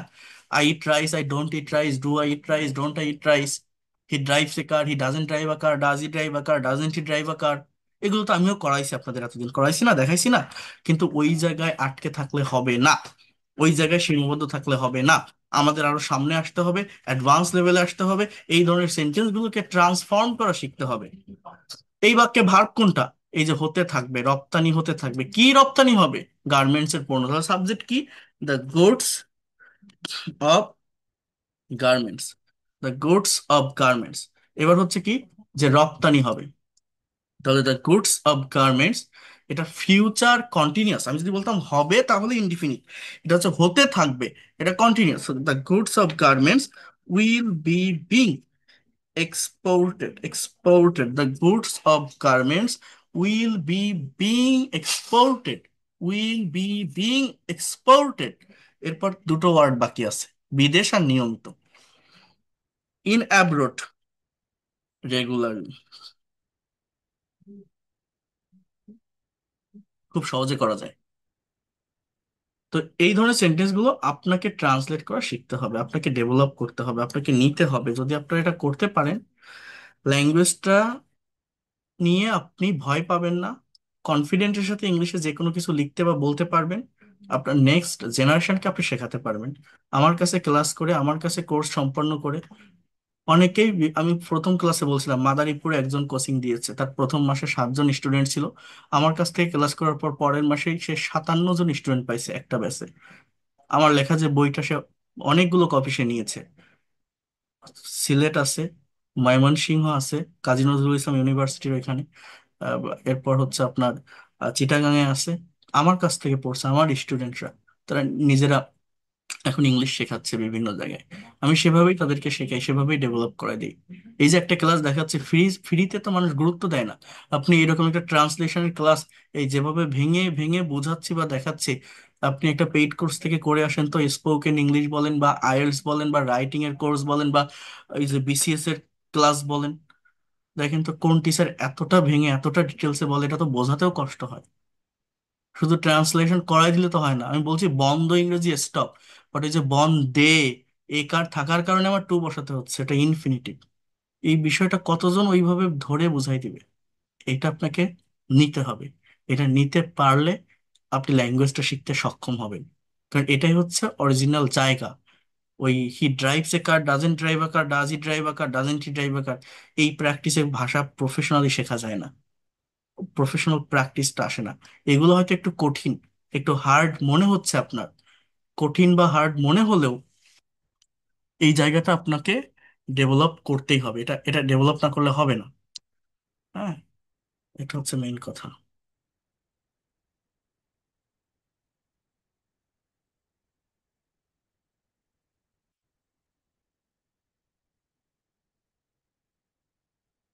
এই বাক্যটা দেখে অনেকের ভয় লাগতে পারে, সাবজেক্ট কোনটা, ভার্ব কোনটা, অনেক বড় বাক্য দেখলে গায়ে জ্বর জ্বর চলে আসে, কোনটার পর কোনটা হবে। বাট দেখেন খুব সহজে করা যায়। নির্বাচিত করা হয়েছে, এটা হচ্ছে ভার্ব। বাংলা বাক্যের লাস্টে ভার্ব থাকে। এবার সাবজেক্ট কি হবে? কি নির্বাচিত, কাকে নির্বাচিত, কি?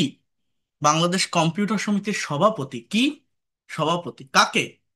তারিক মাহমুদকে। একটা বাক্যের ভার্বকে হোয়াট আর হুম কি বা কাকে দ্বারা প্রশ্ন করলে অবজেক্ট পাওয়া যায়। আর এই প্যাসিভ রিলেটেড বাক্যগুলোতে অবজেক্টটাই হচ্ছে মূলত সাবজেক্ট। তাহলে যদি দুটো অবজেক্টই থাকে, ব্যক্তিকে প্রাধান্য দিতে হয়, তাহলে সাবজেক্টটা হচ্ছে তারিক মাহমুদ হবে। তো একসাথে লিখতে হবে যা লেখা আছে ওই যে ডেজিগনেশন সহ, হ্যাঁ। কি লিখতে হবে? বিশিষ্ট আইটি। তাহলে বিশিষ্ট ইংরেজি কি? ফেমাস। বিশিষ্ট ইংরেজি কি? প্রমিনেন্ট, এমিনেন্ট, রিনাউন্ড, যে কোনো একটা বসান। Renowned, renowned.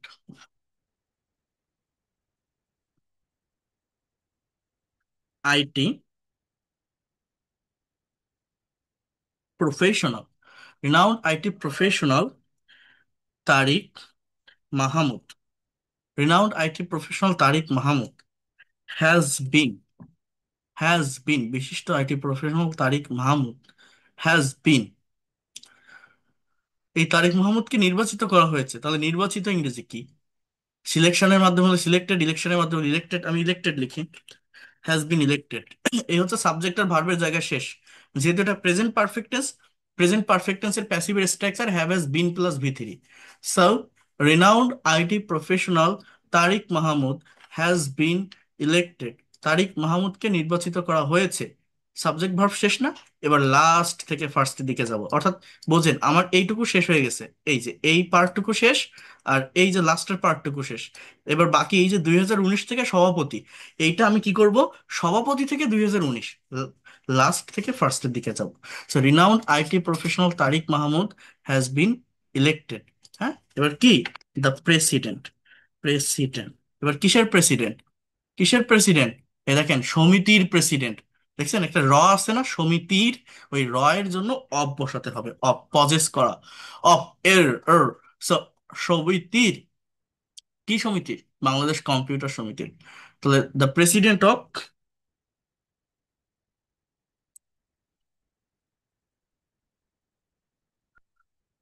Bangladesh computer society. তারপর কি? জন্য, ফর 2019-20। কি লিখলাম? Renowned IT professional Tariq Mahmood has been elected the president of Bangladesh Computer Society for 2019-20। তাহলে এইভাবে যদি আমি ইন ডিটেলসে দেখাই, বোঝানোর চেষ্টা করি, আপনি কেন পারবেন না? কেন এই ল্যাঙ্গুয়েজটা শিখতে ব্যর্থ হবেন? আপনার প্রবলেম কোথায় থাকবে? কোথাও প্রবলেম তো থাকার কথা না। কোথাও প্রবলেম থাকবে না, আপনারা পারবেন। না পারার কোনো কিছুই নেই। অনেকেই আমার পেইড কোর্সে ভর্তি হয়, পারে না। এটা না পারার রিজন কি হতে পারে? কেউ বলতে পারেন? একটাই রিজন হতে পারে, সেটা হচ্ছে তাদের ধৈর্য থাকে না। পেইড কোর্সে ভর্তি হলে অনেকে মনে করে কি, আমি কোর্সে ভর্তি হয়েছি, আমি মনে হয় আজকেই সব শিখে যাব, কালকেই সব শিখে যাব। এটা তো প্র্যাকটিসের উপর ডিপেন্ড করে। আমি টিচার, আমি আপনার গালে উঠাই দিব না। টিস মানে কি? শেখানো। এটা একটা পজিটিভ ভার্ব। পজিটিভ ভার্বের ক্লাস করছেন আপনারা? পজিটিভ ভার্বের একটা ক্লাস আছে আমার কাছে। অর্থাৎ অন্যকে দিয়ে কাজ করানো, আমি আপনাকে দিয়ে কাজ করাবো। টিস মানে শেখানো। লার্ন মানে শেখাই, আই লার্ন ইংলিশ, আমি ইংরেজি শেখাই। আই টিচ ইংলিশ, আমি শেখাই। আই সি এ বার্ড, আমি একটা পাখি দেখি। আমি যদি বলি আমি তোমাকে একটি পাখি দেখাবো, ইংরেজি কি? I will see you a bird, এরকম না। I will show you a bird. Show মানে দেখানো, এটা পজিটিভ ভার্ব। মানে আরেকজনকে আমি কাজটা করাচ্ছি। তাহলে আই টিচ ইংলিশ মানে কি? I make you learn English, মানে আমি আপনাকে ইংরেজি শেখাচ্ছি। এটা পজিটিভ ভার্ব। অর্থাৎ কাজটা কার? আপনার। করবে কে? আপনি। ডাক্তার রোগীকে ওষুধ খাইয়েছিল, ইংরেজি করেন তো। এটা হচ্ছে পজিটিভ ভার্ব। ডাক্তার কি নিজে হাতে তুলে ওষুধ খাওয়ায়, না রোগীকে খেতে বলে? খায় কে? ওষুধ খায় কে? ডাক্তার রোগীকে দেখতে আসে, দেখে, অর্ডার করে, নির্দেশ দেয়। কাজটা করে কে? লাইফটাকে মেনটেন করে কে? ওই লোকটা নিজে, রোগী নিজে। তাহলে ডাক্তার রোগীকে ওষুধ খাইয়েছিল, ইংরেজি করেন তো। The doctor made the patient take the medicine. এই কথাটা আপনি বলতে পারবেন না যতক্ষণ না পর্যন্ত পজিটিভ ভার্বের ব্যবহার জানবেন। তো টিস মানে শেখানো, পজিটিভ ভার্ব। অনেকে আছে পেইড কোর্সে আসে, পারে না, ঝরে যায়। কেন? ধৈর্য থাকে না তাই। ধৈর্য ধরতে হবে। একদিনে তো আপনি শিখতে পারবেন না। আমি এখানে ক্লাস নিচ্ছি, আমি বারবার বলছি ল্যাঙ্গুয়েজ ধারাবাহিকভাবে শিখতে হবে। আর ধারাবাহিকভাবে মানে কি? আমার তো টপিক স্কিপ করলে হবে না। অর্থাৎ আমি যদি ধারাবাহিক টপিক পড়াই, কোনো ক্লাস আপনার অনেক ইজি মনে হবে, সহজ মনে হবে, কোনো ক্লাস একটু কঠিন লাগবে। কোনো ক্লাস অনেক আনন্দের সাথে একদম প্র্যাকটিক্যালি নিতে পারবেন, কোনোটা হার্ড মনে হতেই পারে, বাট সবকিছু মেনটেন করে আমাকে এগোতে হবে। আর আমার প্র্যাকটিস আমি কতটুকু করতে পারছি, আমি কতটুকু বুঝতেছি কোন জায়গায় আমার সমস্যা, এটা নিজে বুঝতে হয়, এটা বোঝা যায়। আমি টিচার, আমি আপনাকে সঠিক গাইডলাইন দিতে পারি, বাট যে আমার সাথে লাস্ট পর্যন্ত থাকে, আমাকে বিশ্বাস রাখতে পারে, যে শেষ পর্যন্ত থাকে, আবারও বলছি, আমাকে পজিটিভ মাইন্ডে নিতে পারে, সে ল্যাঙ্গুয়েজ শিখতে বাধ্য। শত শত স্টুডেন্টকে আমি ইংলিশে এক্সপার্ট এবং ফ্লুয়েন্ট করে দিয়েছি, আপনারা দেখলে আপনারা খুঁজে পাবেন। 1,96,500 টাকা খরচ করছিল ঢাকা শহরে। আমি নাম বলে দিচ্ছি, এই রেকর্ডও হচ্ছে ক্লাস, এটা ইউটিউবেও যাবে। পূর্ণিমা নামে, সে একটা বড় গার্মেন্টস এর মালিক। এই ইংরেজি শেখার পিছনে 1,96,500 টাকা, সে ল্যাঙ্গুয়েজটা শিখতে পারেনি। আমার কাছে এই 2,000 টাকার কোর্স করে সে আমাকে বলছে, স্যার আমি এখন কানাডাতে সেটেল হয়েছি, কিছুদিন আগে আমি এত টাকা খরচ করছি, আমি পারিনি, আপনার কাছ থেকে করছিলাম। আরেকজন পাইছিলাম পরে, সে প্রায় 57,000 টাকা খরচ করছিল, তো তারপরে আমার এখান থেকে কোর্স করে গেছে। আমার সব থেকে যে আহ, বেশি এইজ ছিল যে স্টুডেন্টের, তার বয়স কত ছিল জানেন? 86, ইন্ডিয়ান সিটিজেন, ওয়েস্ট বেঙ্গলে বাড়ি। সে আমার ক্লাস দেখে একটা কমেন্ট করছিল আমার ইউটিউবের ভিডিওর কমেন্টে, যে I am 86 year old and I am retired person, আমি আমার মেয়ের বাসায় থাকি, আমি ল্যাঙ্গুয়েজটা শিখতে চাই। অর্থাৎ সে টাকা পে করে শিখছে, 1,000 টাকা দিছিল, ইন্ডিয়ান রুপি। মানে একটা মানুষের কি ইচ্ছা শক্তি, 86 বছর বয়স মানে কি, প্রায় মৃত্যু সজ্জায়, সেই টাইমে সে ইংরেজি শিখবে। Can you imagine that? আমার কাছে তার স্ক্রিনশটটাও আছে, তার যে কমেন্ট, তার নাম্বার সব কিছু আছে, সে ক্লাস করতো আমার। সো শেখার কি ইচ্ছা, can you imagine that? So এটাই হয়। আমি হয়তো অত গোছায় পড়াতে পারি না, বা ওই রংচটা বিজ্ঞাপন বা মনোরঞ্জন করতে পারি না, বা আমি ওই ছোট ছোট কন্টেন্ট সাজাতে পারি না, বা ওই রেগুলার হইতে ভিডিও ছাড়তে পারি না, কারণ আমার বাইরের অনেক কাজের ভিতর থাকতে হয়, আমি একটা পার্মানেন্ট জবের ভিতর আছি। আমি আমার ফ্রি টাইম বা লেজার টাইমে এই ক্লাসগুলো, এই সেশনগুলো নিয়ে থাকি আমার জায়গা থেকে যতটা পারি। আমি এই ল্যাঙ্গুয়েজটা জানি, কারেক্ট ওয়েটাকে এটা জানি, কিন্তু বাংলাদেশে শত শত টিচার্স আছে, হাজার হাজার টিচার্স আছে, বড় বড় লক্ষ লক্ষ ফলোয়ার সাবস্ক্রাইবার, তারাও ইংরেজি শেখায়, বড় বড় প্রতিষ্ঠান। কি শেখায় আপনারা জান, আপনারা অনেকেই গিয়েছেন, দেখেছেন। আমার এই ক্লাসগুলো কারা বুঝবে জানেন? যারা 2-3 জায়গা থেকে ইংরেজি শেখার চেষ্টা করেছেন, ব্যর্থ হয়েছেন, তারা যদি আমার ক্লাস করেন, আপনি বুঝতে পারবেন যে না, this is the right way. But একদম প্রথম যারা আসছেন, তারা হয়তো এভাবে নিতে পারবেন না বা বুঝতে পারবেন না। আরো 5 জায়গা থেকে করে আসেন, আসলে আপনি বুঝতে পারবেন যে পার্থক্যটা কি, সেখানে কি শিখে আর এখানে কি শিখে। আমি একদম প্রথম দিনই আপনাদেরকে বলছিলাম যে আপনি একটা পেইড কোর্স করে আসেন, আর আমার এই ফ্রি ক্লাসগুলো করে যান। এই যে ক্লাস নিচ্ছি, এই যে ভেঙে ভেঙে ডিটেলসে বোঝাচ্ছি, এর জন্য তো আপনি তো আমাকে 1 টাকাও দিচ্ছেন না। টাকা দিচ্ছেন, টাকা নিচ্ছি চেয়েছি? না, এটা তো ফ্রিতে নিচ্ছি। এই ক্লাসগুলো করেন, আর আপনি যে কোনো জায়গায় পেইড কোর্স করছেন, অনেকেই আছেন এখানে বিভিন্ন জায়গায় পেইড কোর্স করেন, সেই ক্লাসগুলোর সাথে আমার এই একটা ক্লাসের কম্পেয়ার করেন, দেখেন আপনি বেটার কিছু পান কিনা। আমি প্র্যাকটিক্যালি প্রত্যেকটা বিষয় বোঝানোর চেষ্টা করি, আমি জানি, আমার জানা আছে, আমার আইএলস আইএলস কমপ্লিট করা আছে, আমি সেলটা সার্টিফাইড। আমি যতটা পারি আমার ফ্রি টাইমে আমি বোঝানোর চেষ্টা করি, শেখানোর চেষ্টা করি। এই পর্যন্ত 76টা ব্যাচ আমি পড়িয়ে আসতেছি। তো আমার তো আর শত শত হাজার হাজার স্টুডেন্ট না। আমি তো 400 টাকার কোর্স ফি দেইনি, 599 টাকার কোর্স ফি দেইনি, বা প্যাকেজ বিক্রি করিনি। আমার 20 জন থাকুক, সেই 20 জনের ভিতরে 15 জন এক্সপার্ট হবে, এটা হবেই, যদি সে আমার সাথে লাস্ট পর্যন্ত থাকে এবং আমি এটা করে ছাড়ি। ওই 15 জনকে করতে পারলে ওই 15 জন আরো 100 জনকে করতে পারবে। আমি সময় পাই না তা কি হয়েছে, আমার যারা এক্সপার্ট হচ্ছে তারা তো সময় নিয়ে সেটা শেখাচ্ছে, তাদের তো ইনকামের একটা পথ বের হচ্ছে। এটা হচ্ছে মেইন বিষয়। তো এখানে অনেক সেন্টেন্স আছে, আপনারা, আমি এটা পাঠিয়ে দিব, আপনারা নিজেরা করার চেষ্টা করবেন, ট্রান্সলেট করবেন, দেখবেন। এই এই ধরনের সেন্টেন্স গুলো করতে পারলে ল্যাঙ্গুয়েজটা আপনাদের কাছে অনেক সহজ হয়ে যাবে, অনেক ইজি হয়ে যাবে, এতটুকু আমি বলতে পারি। এখানে দেখেন, প্যাসিভ সেন্টেন্স ব্যবহার করে ফ্রি হ্যান্ড রাইটিং, এখানে যতগুলো বাক্য আছে সবই প্যাসিভ ভয়েস। আধুনিক বিশ্বের প্রায় সকল কর্মকাণ্ডে তথ্য প্রযুক্তির ব্যবহার হয়। তথ্য প্রযুক্তির ব্যবহারের মাধ্যমে জটিল কাজকে সহজভাবে সম্পাদন করা যায়। যে ব্যক্তি তথ্য প্রযুক্তিতে দক্ষ তাকে বিশেষভাবে মূল্যায়ন করা হয়। সর্বক্ষেত্রে তথ্য প্রযুক্তির ব্যবহার বাড়াতে বিভিন্ন পদক্ষেপ নেওয়া হচ্ছে। এগুলো সবই প্যাসিভ রিলেটেড বাক্য। যেমন প্রথম বাক্যটি যদি আমি একটু করি, দেখেন, সাবজেক্টকে কিভাবে বের করব? আগে ভার্বের কাছে আসবো। বাংলা বাক্যে ভার্ব কোথায় থাকে? লাস্ট। এখানে ভার্ব কোনটা ব্যবহার হয়, কিসের ব্যবহার হয়, কি ব্যবহার হয়? তথ্য প্রযুক্তি। তাহলে কি হবে এটা? Information technology. আমার, মানে আমার মনটা একটু ব্যস্ত হয়ে পড়ছে, এই জন্য আমি একটা আহ, মানে আমার মেইন জবের পাশাপাশি আমি একটা ইনস্টিটিউশনের টিচার্স কাউন্সিলর হিসাবে আছি। তো আমি এই বাসায় ঢুকে দেখি কি আমার টেবিলে বড় 3 সেট বই রাখা।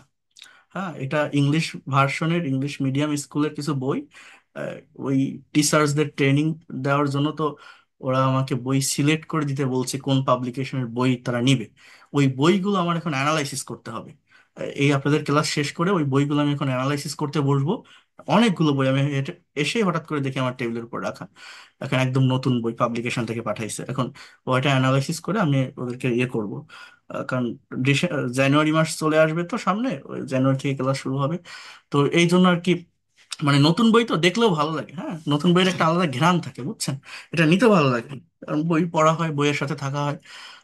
তো যাই হোক, দেখেন আমি আপনাদের একটু দেখাই যাই যেটা বলছি।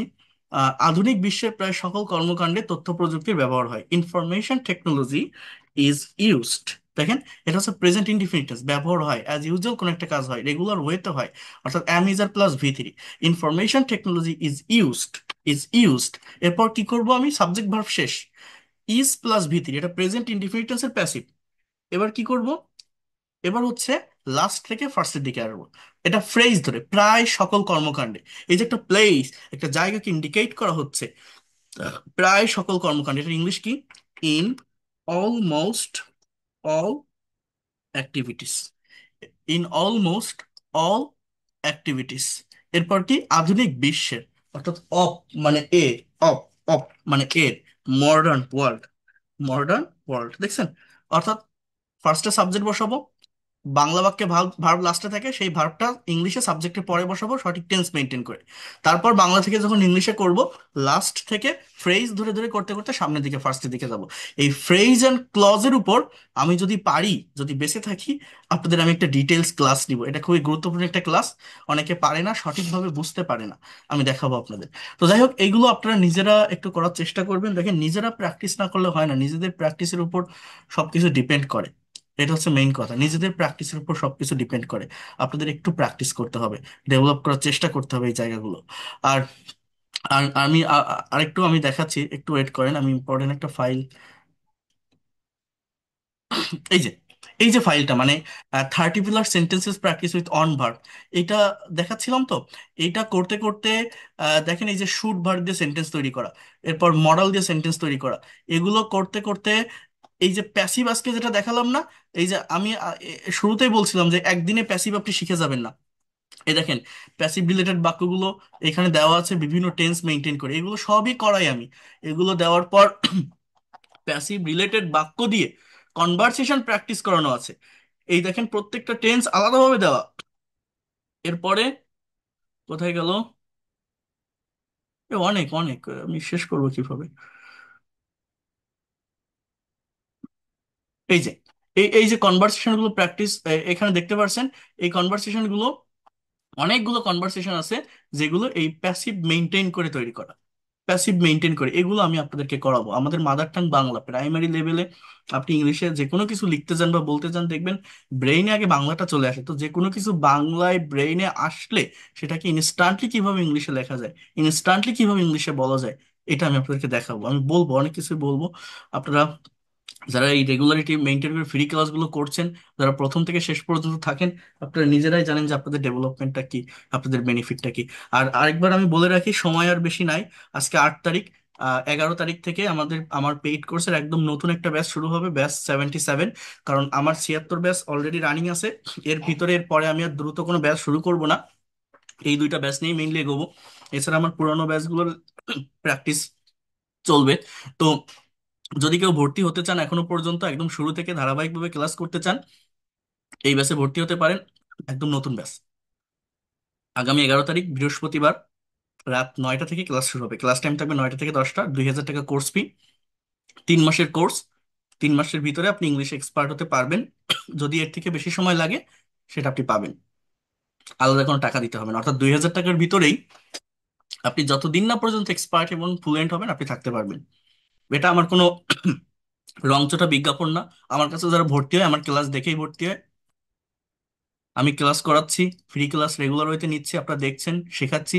যদি মনে হয় এই লোকটা বোঝাতে পারে, শেখাতে পারে, টেকনিক ভালো, হয়তো শিখতে পারবো, তারা আসতে পারেন, আপনি ব্যর্থ হবেন না। Within very short time you'll be expert and fluent in English. এবং এই কোর্সটা যে কোনো বয়সের যে কেউ করতে পারবে। আবারও বলছি, আপনি যতদিন না পর্যন্ত এক্সপার্ট এবং ফ্লুয়েন্ট হবেন আপনি থাকতে পারবেন। আপনি স্টুডেন্ট হন, housewife, teacher, officer, job holder, freelancer, immigrant, প্রত্যেকের জন্য অ্যাপ্রোপ্রিয়েট হবে। প্রত্যেকটা ব্যাচে মেইন স্পোকেনে 30 জন করে স্টুডেন্ট থাকবে। এই রাতেই ক্লাসগুলো হবে, রাত 9টা থেকে 10টা। প্রত্যেকটা ক্লাস শেষে রেকর্ড এবং পিডিএফ ফাইল থাকবে। এবং যারা একদমই দুর্বল আছেন তারাও এটা করতে পারবেন। একদম বেসিক থেকে শুরু করব ক্লাসগুলো, বেসিক থেকে অ্যাডভান্স লেভেল পর্যন্ত আপনি যেতে পারবেন। পেইড কোর্সে টোটাল 70টা ক্লাস থাকবে। প্রথম 10টা গ্রামারের উপর, 30টা ক্লাস স্পোকেনের উপর, 10টা ক্লাস রাইটিং এর উপর। এই যে আজকে যে ক্লাসটা লাস্টে দেখাই সেটা আমার, এটা তো আমি কমপ্লিট করিনি এখনো, অনেক বড় একটা ফাইল। এটা আমার 10টা মাস্টার্স রাইটিং ক্লাসের একটা ক্লাস। তো এরকম যদি 10টা ক্লাস আপনি করতে পারেন, ভেবে দেখেন আপনি কতটা ডেভেলপ করতে পারবেন। এবং এটা তো 40 নাম্বার ক্লাস থেকে, এটা অনেকের কাছে আজকের এই ক্লাস কঠিন মনে হয়েছে, কিন্তু তখন কঠিন মনে হবে না। 39টা ক্লাস করার পরে গিয়ে আপনি এটা করবেন, কঠিন কেন মনে হবে? আমি এখানে বেসিক থেকে একদম ফনেটিক্স থেকেই শুরু করব। 2,000 টাকা কোর্স ফি। একসাথে না পারলে 1,000 টাকা অ্যাডভান্স করে পেইড কোর্সের ক্লাস শুরু করতে পারবেন। এতটুকু আমি বলে রাখলাম। বাকি 1,000 টাকা 1 মাসের ভিতরে দেওয়ার চেষ্টা করবেন। টাকাটা কমপ্লিট থাকলে আপনি আজীবন মেম্বারশিপ পাবেন। ল্যাঙ্গুয়েজ ক্লাব আছে, সেখানে সপ্তাহে 7 দিন প্র্যাকটিস করতে পারবেন। পার্সোনাল যে কোনো প্রবলেম নিয়ে সলভ করতে পারবেন। আপনি কোর্সে ভর্তি হলে আপনার সাথে আমার আলাদা একটা রিলেশন তৈরি হয়ে যাবে। অনেক ভালোভাবে শিখতে পারবেন, এতটুকু আমি বলতে পারি। আমি আমার ফুল রেসপন্সিবিলিটি নিয়ে পড়াবো, কারণ আমি যাদেরকেই পড়াই অনেক পরিশ্রম করে, অনেক কষ্ট করে আমার সর্বোচ্চটা দিয়ে পড়ানোর চেষ্টা করি। যদি বিশ্বাস না থাকে, ভরসা না থাকে, দরকার নেই। যদি থাকে তো আপনি আসবেন। 01997356957, এই দুটো আমার কন্ট্যাক্ট নাম্বার, বিকাশ নাম্বার। এই নাম্বারে আপনি বিকাশ, নগদ বা রকেটে টাকা সেন্ড করে এই নাম্বারে হোয়াটসঅ্যাপে স্ক্রিনশট দিলে বা লাস্ট ডিজিটটা জানালে আমি পেড কোর্সে অ্যাড করে নিব। যারা ইন্ডিয়া থেকে আছেন গুগল পে বা ফোন পে করেও করতে পারবেন, এই নাম্বারে হোয়াটসঅ্যাপে নক দিয়েন। আর যারা বাইরের কান্ট্রি থেকে ক্লাস করবেন, এই নাম্বারেই আপনারা নক করবেন, আপনারা ক্লাস করতে পারবেন। যদি মনে হয় এই ল্যাঙ্গুয়েজটাকে আমি আমার অ্যাসেট বা সম্পদ হিসেবে নিতে চাই, নেক্সট জেনারেশনকে শেখাতে চাই, বা আমি একটা গোছানো পদ্ধতিতে ধারাবাহিকভাবে ডেভেলপ করতে চাই, আপনি আসতে পারেন। একদম সিকোয়েন্স মেনটেন করে প্রত্যেকটা টপিক ধারাবাহিকভাবে আমি শেখাবো এবং আমি শিখিয়ে থাকি। এবং এটা আপনারা পারবেন, এখানে আপনার ব্যর্থ হওয়ার কোনো পসিবিলিটি নেই। প্রত্যেকটা স্টুডেন্টকে আমি এরকম একটা আইডি কার্ড দিয়ে দিব, আপনার একটা আইডেন্টিটি থাকবে যে আপনি আমার বেসিক স্টুডেন্ট। আপনার নাম্বারটা হারাই গেলে বা কোনো প্রবলেম হলে আপনি এটা শো করতে পারবেন। এটা আমি যারা পাইনি, আগের যারা পাইনি আমি তাদেরকেও এটা একসাথে করে এখন দিয়ে দিব, কারণ এটা দরকার, এটা লাগবে। যেহেতু আপনি অনলাইনে ক্লাস করছেন, আপনার নাম্বারটা হারিয়ে যেতে পারে বা হোয়াটসঅ্যাপটা ব্যান হতে পারে। একটা আইডেন্টিটি থাকলে আপনি আহ, আমাকে এটা দেখালে জাস্ট যে কোনো ব্যাচে আমি আপনাকে অ্যাড করে নিতে পারবো, কোনো সমস্যা নাই। সো এটা হচ্ছে মেইন বিষয়। যারা করতে চান, আমার লেখা বইয়ের পিডিএফ কপি বা যা আছে এগুলো সব আপনারা ফ্রিতে পাবেন। ভোকাবুলারি যারা শিখতে চান, ভোকাবুলারির জন্য আমার অনেক অনেক ক্লাস আছে, আপনারা ভোকাবুলারি শিখতে পারবেন। এছাড়া প্রত্যেকটা ক্লাসের ইন্ডিভিজুয়াল পিডিএফ আছে। আর হার্ড কপি বই যদি কেউ নিতে চান, এই যে আজকে প্যাসিভ ভয়েসে যে আলোচনা করলাম, মডাল সেমি মডাল যে আলোচনা করলাম, টেন্স, সবই এই বইটাতে একদম গোছানো পদ্ধতিতে, সাজানো পদ্ধতিতে দেওয়া আছে। এটা যারা পেইড কোর্স করেন তাদেরকে যে আমি ফ্রিতে দিয়ে দেবো এরকম না, কারণ এই বইয়ের টাকা আমি নেই না, এটা লভ্যাংশের টাকা একটা সোসাইটিতে চলে যায়। সোনামুখ ফ্যামিলি, এখানে দারিদ্র ছেলে মেয়েদের কল্যাণে ব্যয় করা হয়। এটা যদি বলেন এর প্রমাণ দেন, এই বইটাতে সব লেখা আছে, এর ভিতরে আছে পৃষ্ঠায়, ছবি টবি সব দেওয়া আছে সেখানে। আহ, তো যাই হোক, যেটা বলছি অত কিছু না। মেইন কথা হচ্ছে, যদি কেউ কোর্স করতে চান, কারণ এত কথা বলে পারা যায় না, জানাবেন। আর বই আপনি পেইড কোর্স করেন বা ফ্রি কোর্স করেন, নিলে এটা কিনে নিতে হবে, কারণ এটা আমার অনেক পরিশ্রম করে তৈরি করা। এটা complete course of English language. এখানে grammar, pronunciation, spoken, writing, vocabulary সবই আছে। এটার প্রাইস হচ্ছে 500 টাকা, আবার বলছি 500 টাকা। ডেলিভারি চার্জ সারা বাংলাদেশে 120 টাকা। বই হাতে পেয়ে টাকা পরিশোধ করতে পারবেন ডেলিভারি ম্যানকে। আজকে অর্ডার করলে 2 থেকে 3 দিনের ভিতর হাতে পাবেন। অর্ডার করার জন্য আমার ওয়েবসাইট আছে sohags-english-care.shop, অথবা আমার যে হোয়াটসঅ্যাপ নাম্বার দিয়ে দিলাম আমি এখানে, এইখানে নাম, ঠিকানা, নাম্বার লিখে পাঠালেও আপনারা অর্ডার কনফার্ম করে দিব, আপনি বই পেয়ে যাবেন। সো এটা একদম প্র্যাকটিক্যাল ওয়েতে কিভাবে আপনি ল্যাঙ্গুয়েজটা শিখবেন। এই বইটাতে কি আছে জানেন? এই বইটাতে 100+ most important spoken rules and practical example আছে। এই বইটাতে 10+ রিডিং স্টোরি আছে। এই বইটাতে 100+ IELTS speaking cue card topic plus answer আছে। এই বই এই বইটাতে 100+ Bangla to English and English to English conversation আছে। মানে basic grammar, spoken English, free hand writing, writing এর জন্য আপনার CV writing, completing story, composition, paragraph, email, application, সব আছে। মানে এইটার পাশাপাশি যেটা এক্সট্রা অ্যাডভান্টেজ আপনার জন্য, 1200+ most important and advance vocabulary আছে প্র্যাকটিক্যাল এক্সাম্পলের সাথে। হ্যাঁ, আর এই যে 100+ most spoken structure, important structure and practical sentence দেওয়া আছে বাংলা সহ। এরপর যেটা বলছি, আইএলটিএস কিউকার টপিকের উপর প্রেজেন্টেশন কিভাবে দিতে হবে, এটার অনেকগুলো উত্তর, প্রশ্ন দুটোই আছে। আপনারা এটাতে প্র্যাকটিস করতে পারেন। মানে আমি প্র্যাকটিসের উপর গুরুত্ব বা জোরটা বেশি দিয়েছি। আমি ওই যে যে কথাটা আপনাদের বললাম না শুরুতে, যে টপিক খুব বেশি না, আমরা পারি না, আমরা রেগুলারিটি মেনটেন করে প্র্যাকটিস করি না, তাই এই প্র্যাকটিসটা করতে হবে। তো এই বই যারা ফ্রি ক্লাস করছেন বা পেইড কোর্স কেউ নিতে চাইলে নিতে পারেন। আর যারা ভর্তি হবেন, যদি মনে করেন আমি সামনে আইএলটিএস দিব, কারণ অনেকে আইএলটিএস এর প্রিপারেশন হিসেবে কোর্সটা করে, আপনি এটা করতে পারেন। আপনি ব্যর্থ হবেন না, এতটুকু বলতে পারি। অনেক ভালোভাবে আপনি ডেভেলপ করতে পারবেন। এখানে ব্যর্থ হওয়ার কোনো চান্স নাই যদি আপনি রেগুলারিটি মেনটেন করে ক্লাসগুলো করেন। So that's all for today. আর আপনাদের কোনো কথা থাকলে, কোনো প্রশ্ন থাকলে জানাবেন।